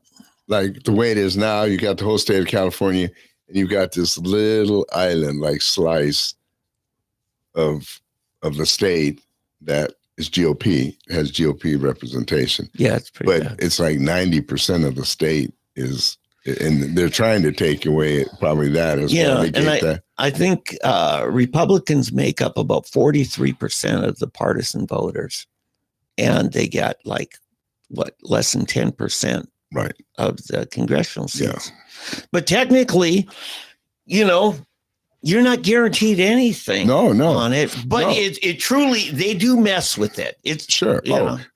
Texas is doing it on purpose. Florida should do it. Georgia should do it. If the whole South did the same thing, if Oklahoma did it, in other words, start counting all of our Republican districts, all of our red districts around, and we gerrymandered and messed around, we could probably get a whole lot more votes too. Yeah. And so, but right now, Tulsa has still a pretty substantial vote. We need to have Senator Dave Rader come in. He was chairman of the Senate's redistricting this last time. In fact, his district radically changed. He wasn't my senator. Right. And then he became my senator because a Democrat took over Gary Stanislavski's vacated seat, which went all the way into Jinx. And that would not do.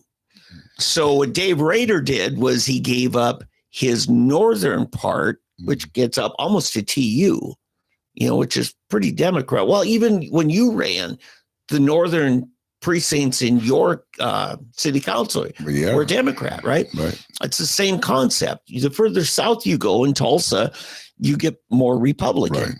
Right. And so he literally took two really long, skinny things that started almost at Admiral and came down, to Dave's one, Bixby and Jinx. And they made them more rounded. Dave got everything south of I-44 and gave Joanna Dossett everything north of I-44. I thought it was very defensible, but also advantageous to Dave. So yeah. Anyway, so that the redistricting, I think it's something that we got to watch. I think it's probably overall a good thing. I don't see where Iowa or California can have a net better outcome because they're also making a lot more toss-up districts in doing it. You're diluting your advantage when you try to go capture some more. And really, I'll have to say some of those Democrat incumbents are probably quietly squealing like crazy. You're going to take away what from me? Yeah. So. Well, who's squealing a lot is Jasmine Crockett. Yeah. They're basically just moved her right out. She's going to be out of a job here next to her. Now, look, when you think of Jasmine, think of what Pat Buchanan said about Jesse Jackson. Jasmine, the only thing you've ever run is your mouth. And boy, does she know how to run her mouth. That's funny. But you'll never see her on Fox News or Newsmax or in front of Steve Bannon having a... Well, you do see her, but it's usually some mocking of her. But I mean, no conversation. No, she wouldn't. They'd nail her in a minute. Yeah. But, and I have to say one more thing about Minnesota. The person I blame the most for destroying Minnesota is the former governor, Mark Dayton. He's from the famous Dayton-Hudson family, or the Dayton family, which founded Dayton-Hudson, which includes Dayton stores, Target. Target was started by the Dayton family in Minneapolis. And I'm saying, you know what? You like to shop at Target? Fine. That's what you're getting. Okay. Target this people that are putting all this, sexually motivated stuff for our kids to wear in the little girls' clothing department, all the transgender clothing department lines, everything they're doing there. They were the first ones that said to their employees, if any man wants to go in the women's bathroom, you will get fired if you try to stop them or even question them about their gender. Yeah, you're the governor up there. I would, if I had a 10-year-old girl, there's no way I'd let her go to a Target store by herself. You could have a biker gang walk in there when your daughter's in there, and they can't do anything about it unless they get fired. Because nobody is allowed to question. That's the problem with this whole ideology thing is we're assuming everybody's honest. Yes. Well, actually, in today's world, the biker gang is probably more trustworthy than a whole lot of other groups. Yeah. Which is, that doesn't say a lot. But, Ilhan Omar came to power because they had this massive bunch of Somalis. Yeah. Okay. And the same thing happened, this little town where, I could have been at the Stanley Cup party last week. He increased the population of St. Cloud, that county seat, by 20%. You imagine a city that's now 20% new immigrant Somalis, but they're not just like, the Scandinavian immigrants that came last century. These are people who are encouraged to continue hating America. Right. And having a Which disdain. is the stupidest thing you could ever imagine. And so Governor Dayton then came up to St. Cloud State University and flat out told the people of that county, if you don't like it, you leave. Mm-hmm. That's the kind of attitude they had. Yeah. And we have the same problem here down in South Jinx. You go to Churchill Park. I've got clients there who said the Burmese population has taken over this whole area, the whole subdivision. And she says, if they wanted to be our neighbors, we would be fine with it, but they don't. And it's just the cohesion of neighborhoods is getting hit hard. Well, yeah. It's the Baltification Baltification of our country. Yeah. I mean, we're creating all of these subdivisions within, and it goes back to Abraham Lincoln, goes back to Jesus, a house divided upon itself cannot stand. Yeah. And as Abraham Lincoln quoted, a nation divided upon itself cannot long endure. This is important. If you went on Google Maps and went to Mogadishu, capital of Somalia, you would hardly see any automobiles. Other than those used for commercial purposes, the average citizen of Somalia didn't have a car. Mm-hmm. They all come over here. They all immediately have driver's licenses, can't speak English, right. Can't read any English. They all have cars and not old beaters. And nobody seemed to know where all this is coming from. They're all put up in nice places to live, all paid. And we find out just from Elon Musk looking at USAID, it was all coming out of USAID. This is how we laundered all that money. And all of the rules that you and I and our neighbors have to deal with, if we're going to get any government assistance, that was all set aside for this bunch.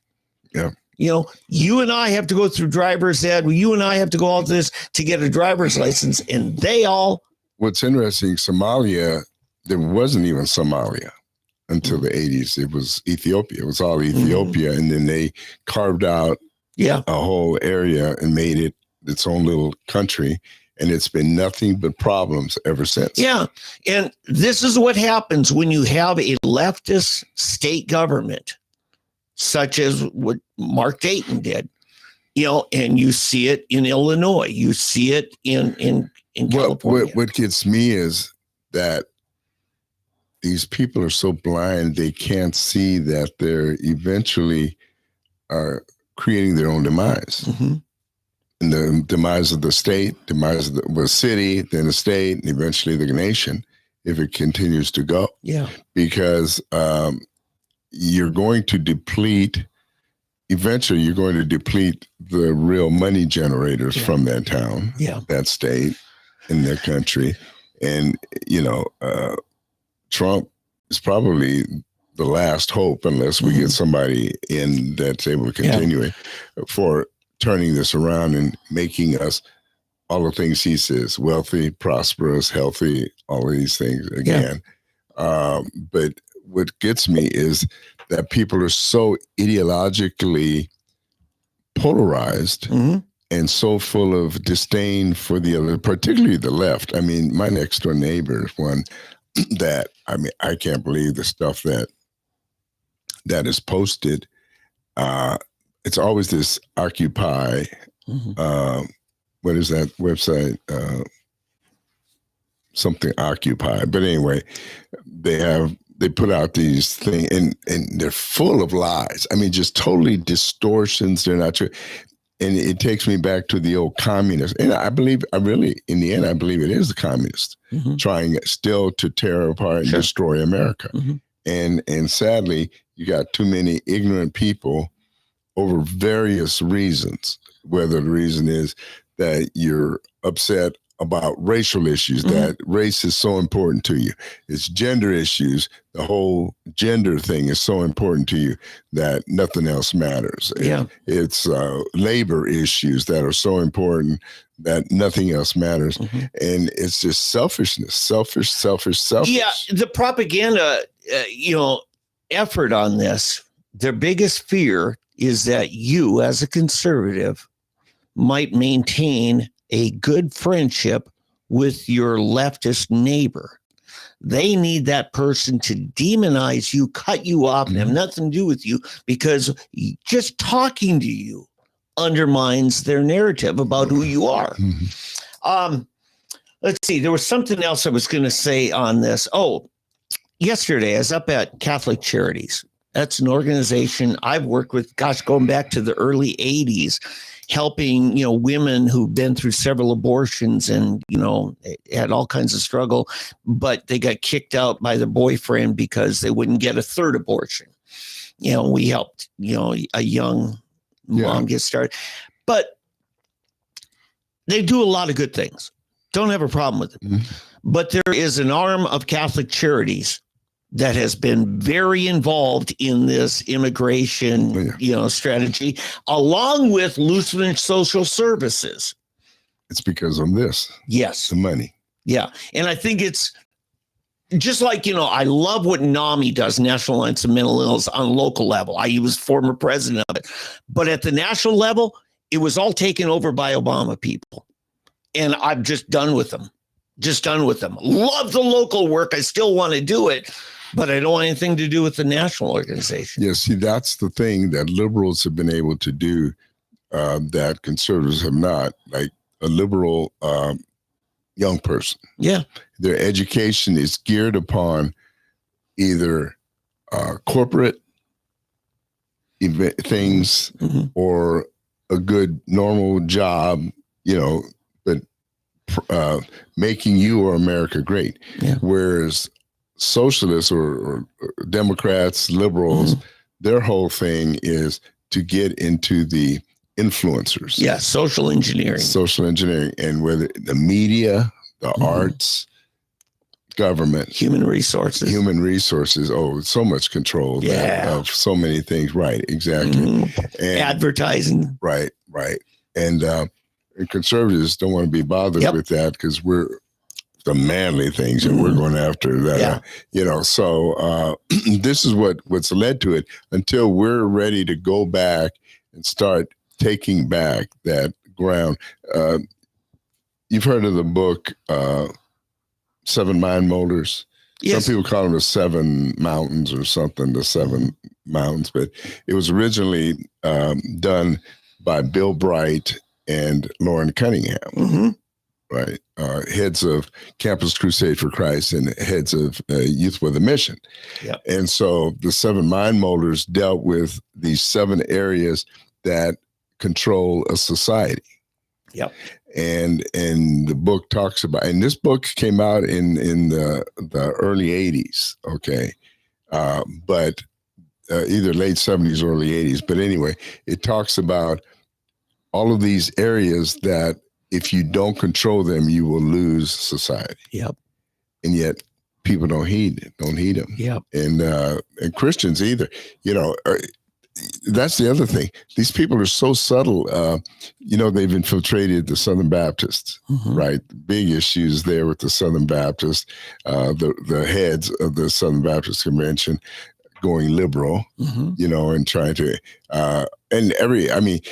we want to talk bad about the Methodist or the Episcopal or the Presbyterian, but it's crept into the Baptist. Sure. It's crept in, the Catholic Church, of course, and almost every denomination has now been influenced or being influenced by essentially ungodly, anti-biblical leadership. And it's these people are devious. They know right into those areas to invest and to go. Yeah. And conservatives I've talked about before the donations, the difference in conservatives and liberals. If I go out and ask money from a conservative millionaire, money person, he's going to say, what can you do for me? Yeah. Right. What can you do for me? My business, my this, my that. The liberal progressive guy, George Soros, he goes out there, what can you do to hurt those people? Because he knows if I hurt the other side, it's going to help my side. Yeah. And conservatives, they want immediate results. Where Soros will say to the NAACP, here's $10 million. Do what you do. At the end of 5 years, we're going to reevaluate if you get any more money from me. If they do a good job of doing the things he wants them to do, then they get more money. If they don't, you don't get more money. Whereas the conservative will want to give money to a candidate rather than a group. They'd rather give money to a candidate and have that candidate do what they want them to do, to feel they have the control. They want individual control versus controlling entire populations and groups. Yep. And until Republicans really see this, we're in danger, because even our most conservative and sacred institutions are constantly being attacked and threatened by the other side. Yeah. So we really need to take note of that. Can I give you a sports update? Yeah. Okay. Most boring game of the week, Texas versus Ohio State. Yeah. In fact, I wanted to get out of here. It hadn't started yet, has it? Oh, yeah. It started when the show started. Oh yeah. They're in the fourth quarter. Oh, because the one I saw that on my phone, I better put my phone away because it says live updates, but 7-0. 7-0. Both teams have about 150 yards of offense. So it's a defensive game. Yeah, there was one interception by Texas. I don't know if it was our friend Arch Manning or who, but it was one interception I think made the difference, that one turnover. Oh, Texas threw the interception. Yeah. Oh, okay. So I'm rooting for Ohio State, by the way, in case you want to know. Yeah, and let's just see here. I want to confirm. Hang in there, Arch Buckeyes. Manning, he's only thrown 38 yards. Really? And he has one interception. And how much time left? It started the fourth quarter. Oh, it just started. Just started. So, but it's 7-0, and it looks like the defenses own the game. Yeah. So anyway, we in the Big 12, you and I are big fans of the Big 12, started the season over in Dublin, Ireland. Yeah. Now that was a good game. Was a good. In fact, all the games that have been televised have been good games. Did you watch Colorado, Georgia Tech last night? I didn't. I watched it, and Georgia Tech ended up winning in the last minute. Wow. The quarterback, they couldn't, for some reason, they kept letting this guy, I think, ran for 150 yards. Did you say Colorado State? No, Colorado. Oh, okay. It was Deion's boys. Okay. Well, so it was tied all I think the way. One of his boys is still there, right? No, they're both gone. They're gone. Okay. Shiloh. In fact, there's another news where the other one is named, can't think of his name now, but he got cut from the NFL. Oh, okay. Yeah, Tampa Bay. He was with Tampa Bay, and they cut him, and he wasn't picked up by anybody else. Is he a receiver? Or what? It is Shiloh. Shador is the quarterback. Yeah. No, Shiloh's a defensive back. Evidently, the gossip mill says that what's his name, Rattler and Shedeur do not get along. They're both fighting for the Cleveland starting gig. No, not Rattler. Rattler's in New Orleans. Not Rattler. Who's the guy? The guy from Oregon. He was at OU. What's his name? I forget. Yeah. But I imagine, imagine they don't get along. Evidently, things are pretty icy between the two of them. Yeah. Well, the coaches aren't helping. Cleveland is the worst, to me, the worst coach team in the world, worst organization. I don't know why. And one of the big problems is I think he's the vice president he's a black guy who's above the coach. And I don't know if he's general manager, probably general manager. He's a black guy. And he just does stupid, weird stuff. So. I agree. I mean, they were in the most pathetic position when they picked up Baker Mayfield. And, I think Tampa is getting far better out of Baker than anybody else. Oh, yeah, sure they are. They are. In fact, Baker right now is ranked. I'm getting ready for a fantasy football draft tomorrow night, and they've got Baker as the 7th most valuable quarterback, So anyway, but yeah, what happened over in Dublin is Iowa State showed they seem to have their game. Now, this is early in the season, but they're looking really good. And of course, Arizona State come out of nowhere last year, and they're still the favorites to win it this year. Yeah. I don't know. How are your Red Raiders looking? Yeah, I don't know. I think they're third, and I know they started at 21 in the country. Mm-hmm. They made the top 25. They haven't made the top 20 yet, but they're in the top 25. Yeah, and which is weird because OU is not, which is a very OU is projected to come in like out of 16 teams, like 13th. They're just not. Nobody's putting a lot of confidence in. You're talking about in the SEC. No, I'm Oklahoma State. I'm sorry. Oklahoma State. Sorry. Oh, okay. Oklahoma State is like, I'm sorry. I misspoke. I don't know. Is Gundy going to be able to put together a, competitive team? They won last night, but they played, I don't know, some school of the blind somewhere. But and I'm an OSU fan. It hurts me that they were doing so well and they were so popular and just haven't been. I'll tell you what I think hurt them more than anything else. Probably more than any other team I can think of is NIL. Yeah. NIL. Because, I used to not understand, I'm running major rabbits, why insurance rates are so high in Oklahoma. Mm-hmm. Texas has, we have, did we talk about this last week? No. Okay, Oklahoma has tornadoes. Yeah. That's our big deal, right? Right. Tornadoes. That's the main culprit in our state, wind and tornadoes. And so that's what makes our homeowners rate so high. Mm-hmm. Okay. Texas has tornadoes, hurricanes, and everything else. A lot of floods lately. Right. Exactly. Houston's been major flooded. Exactly. So why are Texas insurance rates not higher than ours? And so many say, why are ours? Well, then I went and I checked the census. Okay. I didn't realize Oklahoma only has 3.2 or 3.6 million people in our state.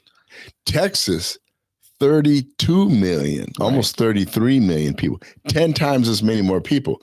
And the way insurance works, it spreads the risk among the insured. Yeah. So when you have 32 million people to share the insurance in the state, it's a lot better than 3 million sharing the insurance for a whole state. That's why our rates are so high. Well, when it comes to sports, you can't Texas can have 2 pro teams and rabid fans and major fans on both. But Texas can have major Baylor fans, Texas fans, Texas Tech fans, Aggies, the A&M, which I don't understand who would be a fan of them, but have so many of their fans, and but Oklahoma, you basically have 2, which is funny to me because every TU student, every TU alum person I know is a rabid OU fan. The only time they would root against OU is when they're playing TU. Mhm. But every time I meet a TU fan, I was at a place this morning with 2 TU graduates, and they were both talking about Baker Mayfield and OU, and Sure. and I'm thinking, you didn't go to OU. My wife didn't go. She went to a women's college in Texas, right? Mhm. And she is a rabid OU fan. Yeah. And all of my kids are OU fans, except Sure. my son who married an OSU alum and went to OSU, Okmulgee. But the rest are all OU fans. But it's just funny because the state is so small, you really only have 2 schools to choose from, and you usually want a winner. And because that's just it. It's the winning. It's the winner, right? You know, because TU, it's been a long time. I think Bill Blankenship had one good year when he was the football coach. Before him, Todd Graham did a decent job, and Craig Thorpe. But we had a long slide since, to go back to Dave Rader. Mm-hmm.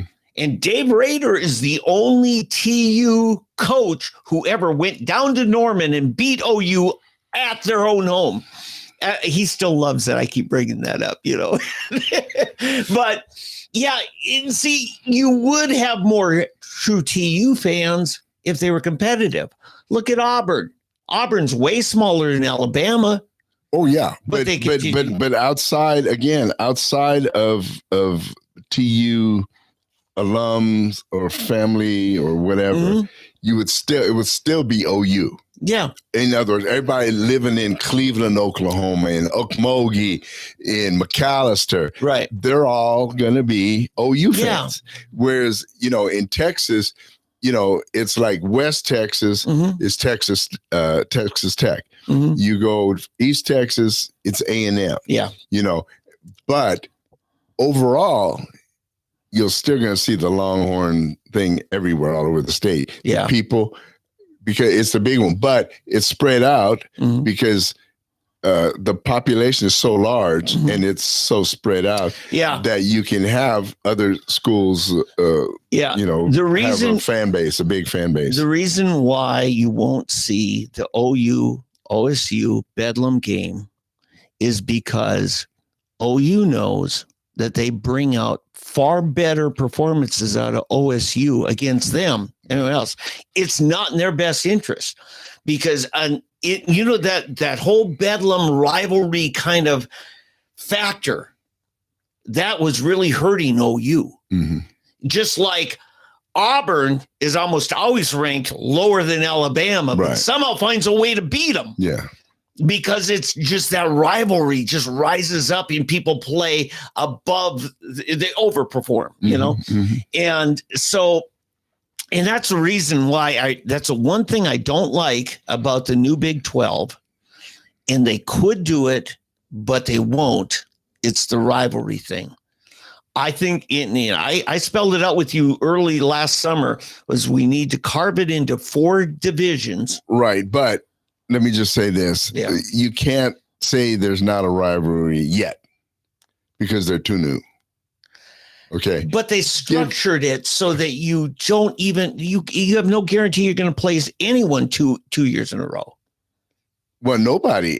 SEC is that way now. The ACC, the Big Ten, because there's so many players. Right. But you still have Ohio State, Michigan. Yeah, but you can't say, well, because they're so stupid. No, I'm not saying because the other division. And by the way, Big Ten got rid of those 2 divisions. They all moved to the same thing the Big 12's doing, one big pool, and it's just a random computer pick. Yeah, but you can still have a Michigan-Ohio State game every year. No. Oh, they got rid of that one too? Only if it's the championship game. Okay, well, that's why they did it. Because they wanted to have, the SEC, that's one of their big problems is the fact that you have Georgia and Alabama and one can get. They got rid of that division too. Right. But you're still going to have them play each other. You have whatever the computer randomly picks. Yeah, it just happens to randomly pick them because what happens. It used to be an East-West, but they got rid of it. Okay. I was thinking that because one reason they don't want them to keep each other out of the playoffs because they don't want to have 2 losses. You know, if you have 1 loss, then it's okay. You can still, and that usually is in the championship game. And then what happens, for example, this year, you will probably see Alabama, Georgia, possibly LSU, all be with 12 teams. You can theoretically have 3 teams from the big SEC, from the Big Ten, and those are the only ones really. The other 2. Yeah, and see, I don't think that's a factor anymore. Now that you got more than 10 teams going, the fact that you have a Georgia and an Alabama ranked 2 and 3 in the nation, and they have to fight each other to get right. But I mean, basically, if the SEC and the Big Ten have 6 of the 12 teams, they've got half the teams from to. I think they've only guaranteed on writing now. The only agreement is 1 of each of the Power 5. Oh, I know that's the guarantee. Yeah. But you had Alabama and was OU? I mean, was Texas in the SEC last year? Yeah. Okay, so you had Alabama, Georgia, and Texas. Texas won the SEC last year. Right, but I'm saying you still had 3 teams. Right. Right. So I disagree. I mean, there's only one guarantee, but I think what helps all the teams is for every team to have the ability to build at least a couple of rivalries, maybe 3. Yeah.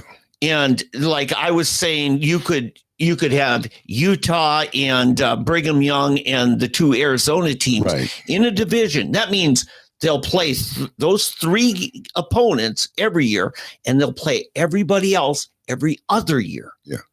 And they'll still get to pick some non-conference games. Right. Yeah, no, they should have, but I think, doesn't the Big 12, the Big 12, don't they have, it's 2 divisions, right? An East and a West, or is it North and South? I think they got rid of all of it. Okay, I thought they split it up into 2, and then you play a general same teams.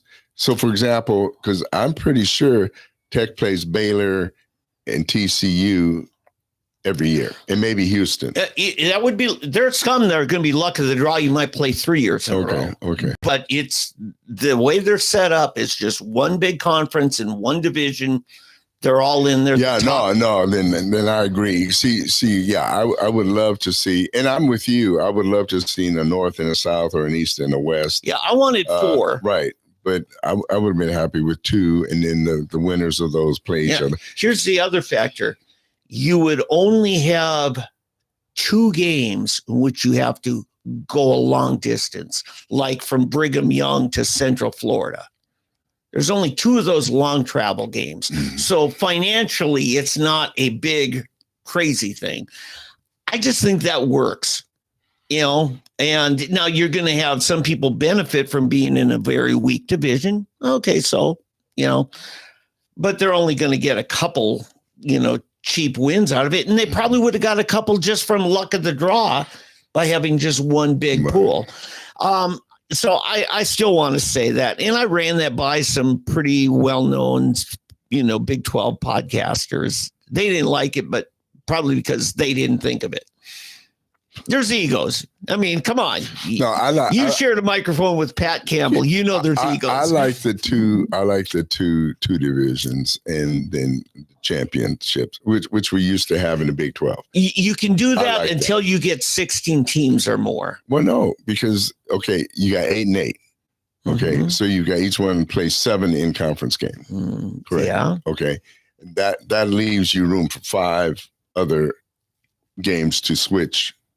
Yeah, just random draw from the other conference. Which is how the SEC did it that way. And you do two non-conference warm-up game, where you play also Rams, mm-hmm. So you have room in there to do that, I think. Mm-hmm. So I don't know. I just and nowadays, what are they playing? 12 games now, I think, most of them anyway. Most records end up being 13 games. Right. So you 5 and then 3 and then 2 more, Here's another thought. What if they expand the season?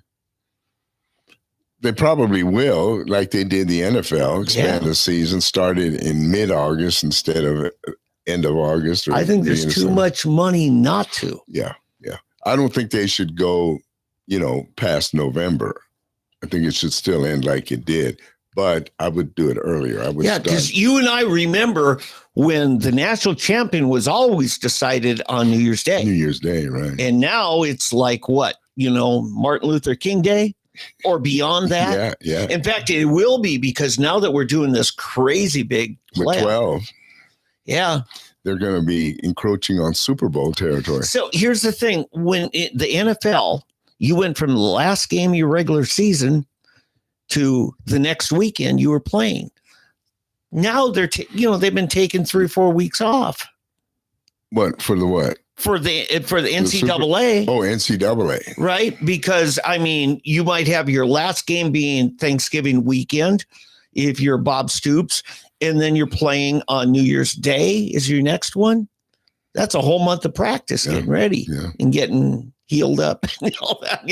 So it's a whole new season. I think with the ESPN now owning part of the SEC, I think you're going to start seeing those money-driven decisions. But you know what struck me, which I thought was pretty interesting, that how many Big 12 games are on Fox. Mm-hmm. Fox has got a whole bunch of them. Now, OU, Tech, I think they're the only 2 I know of this time that I saw that are on the ESPN Plus, which you got to have a subscription to. Yeah. So OU is there, Texas Tech is there, some others, or I'm sure Houston will probably be there and all. But I don't know what the deal is. Kansas State, all of a sudden, they've had them 2 weeks in a row. Yeah. So update, I think it's over. 7 minutes and change, and it's 14-0 Ohio State. So Ohio State. Go Buckeyes. Yeah, and it was still just the one interception. Arch Manning is 72 yards passing, and rushing, they had 161. Texas actually rushed the ball better. Ohio State only had 71 yards rushing. How about passing? But 118 yards passing. And so I think they have a black quarterback. Okay, maybe that's why. Maybe that's why. So could there be another reason? Yeah, it's I still say it's a very defensive game. So, So it's probably was a very boring game. Yeah. So you guys were better off just enjoying our conversation. Yeah, right. Let's see. What else was I going to say? I think that's basically it. Football's taking over. NFL starts in. I found out, we made a big deal about, I'm no longer calling them my Minnesota Vikings because I'm disgusted by them. They went ahead and got the male cheerleaders. Yeah, male cheerleaders. Well, you know what? I found out half of the teams have male cheerleaders. Yeah, but there's certain ones, like Jerry Jones will not have any female. Kansas City's not having any female cheerleaders. Yes. And the biggest news, Taylor Swift and Kelsey are now engaged. If you don't think that wasn't time for PR purposes with the beginning of the season. How long do you think they can milk this? This was all it'll happen next year. The wedding will be the week before that. I'm telling you, this is Eddie. You were in the recording industry business. You know what PR does and how powerful it is. Yeah. And this was Taylor Swift is about as good as any of them at PR. Yeah. Okay. In all of the machine that's behind her. And she delivered the Swifties, the little teenage girls and their moms, to start watching NFL football. And what she got was a bunch of football fans now listening to Taylor's music. And it's that synergy that they go with.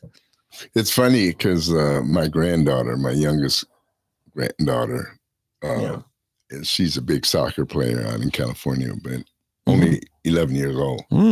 And yet, so my wife was visiting, and that whole team, all those girls that age, they can't stand Taylor Swift. Is that right? They have songs mocking Taylor Swift. Wow. 12-year-old girls that can't stand. But that's what happens. It's generational.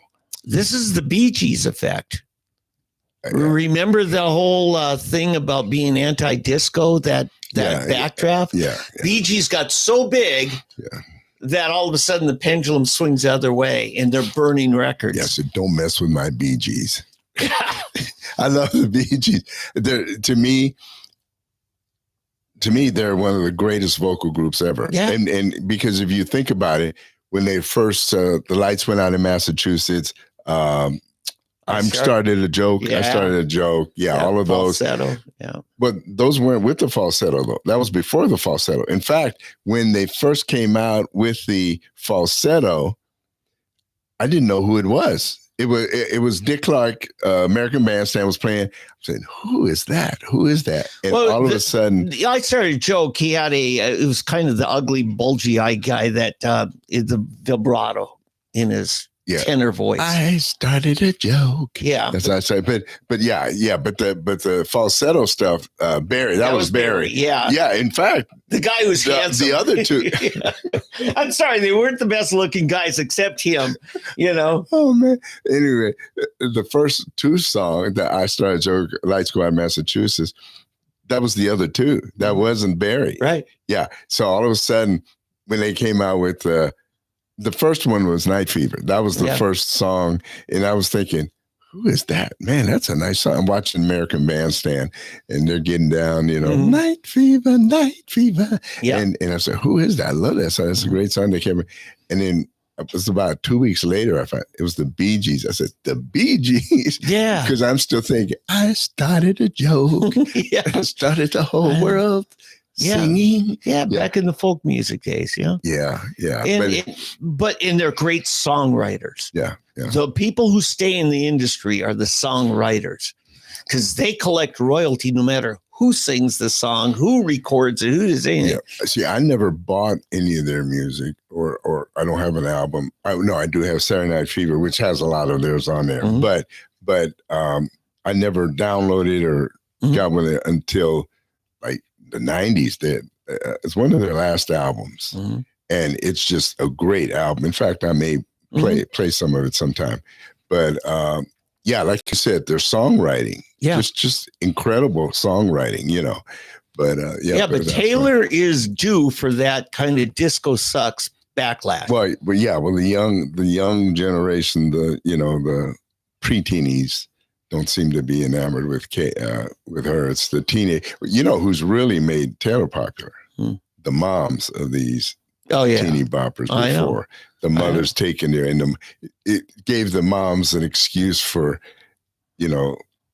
letting loose. And, No, I have daughter-in-law who, this last big world tour, I think she went to 3 of them. Had to fly out an airplane to get to each of them. To see Taylor Swift. Mm-hmm. Yeah.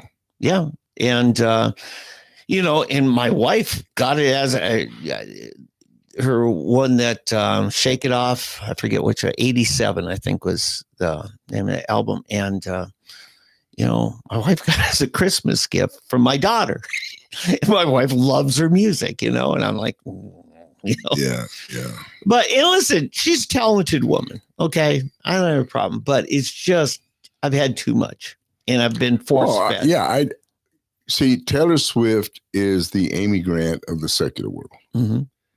Taylor Swift started, she had this clean cut image, the girl next door, the girl every mom would love her son to marry, that type of thing.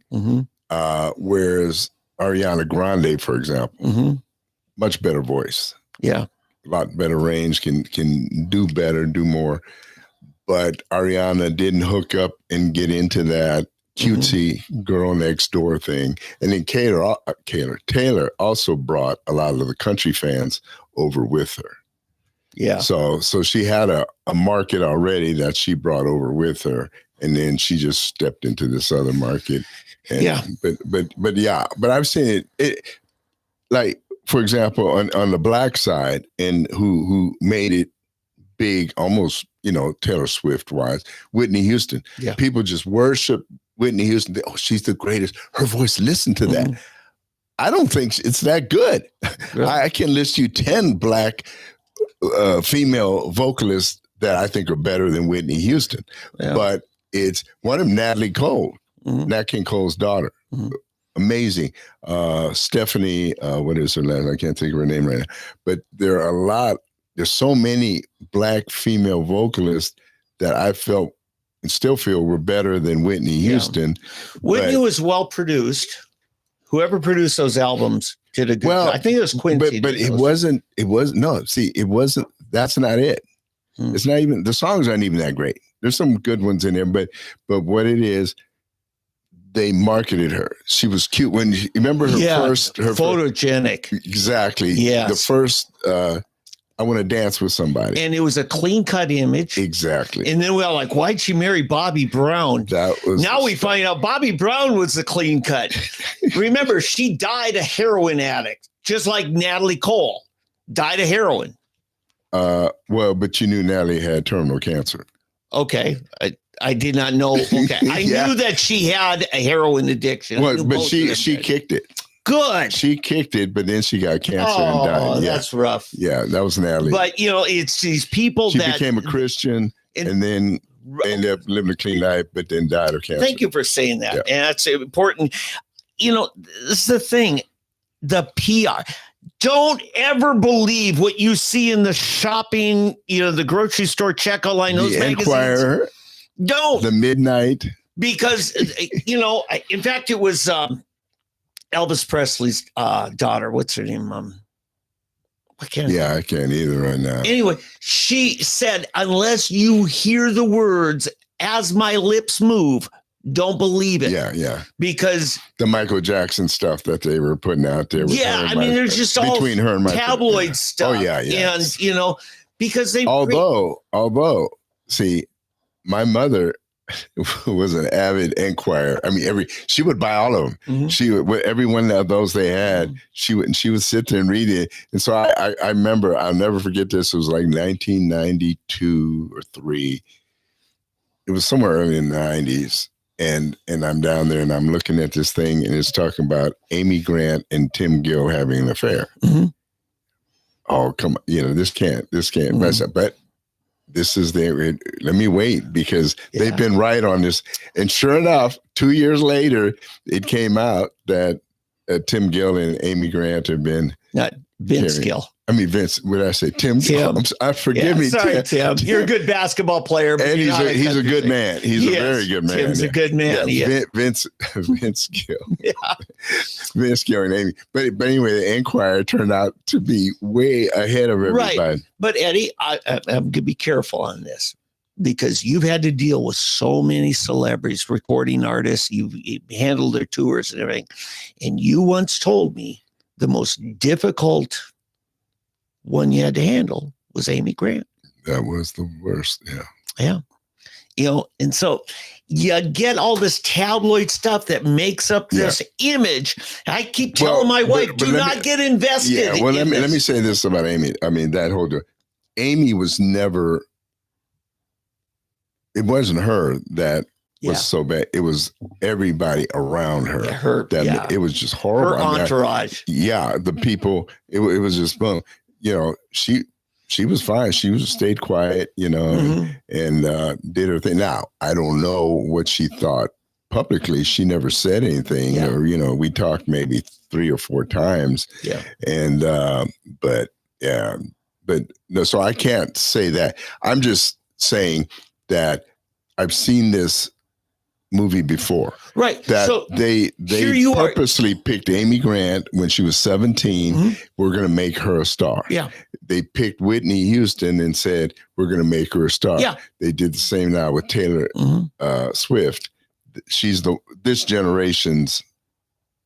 Now, I have to say, it was a country music label. Toby Keith was a big part of it. And they made her kind of their first big diva on a country label. And she absolutely backstabbed the whole thing. Toby Keith dies of cancer and she can't even say something nice. Right. At the time of his death. Know. She don't want to be involved with a hick or something like that's the attitude. That's how low character she really is. That is pretty low character. I agree. So anyway, And as you can tell, we're not too enamored. Started her career. Yeah, he did. She sent to many labels, and he and his label are the ones that said, we'll take a shot. Yeah. No, I want to go back to something you said. You're very careful on this, and we owe it to Amy that you spent all this time with her, and you don't feel like you knew her. I mean, you didn't have enough insight to really make any judgment. Right. Well, yeah, it's because, it was a weird, like I said, it was just the weirdest tour I ever. Right. But Eddie, just because somebody reads some tabloid at a checkout stand and thinks they know an artist, no, you don't know them.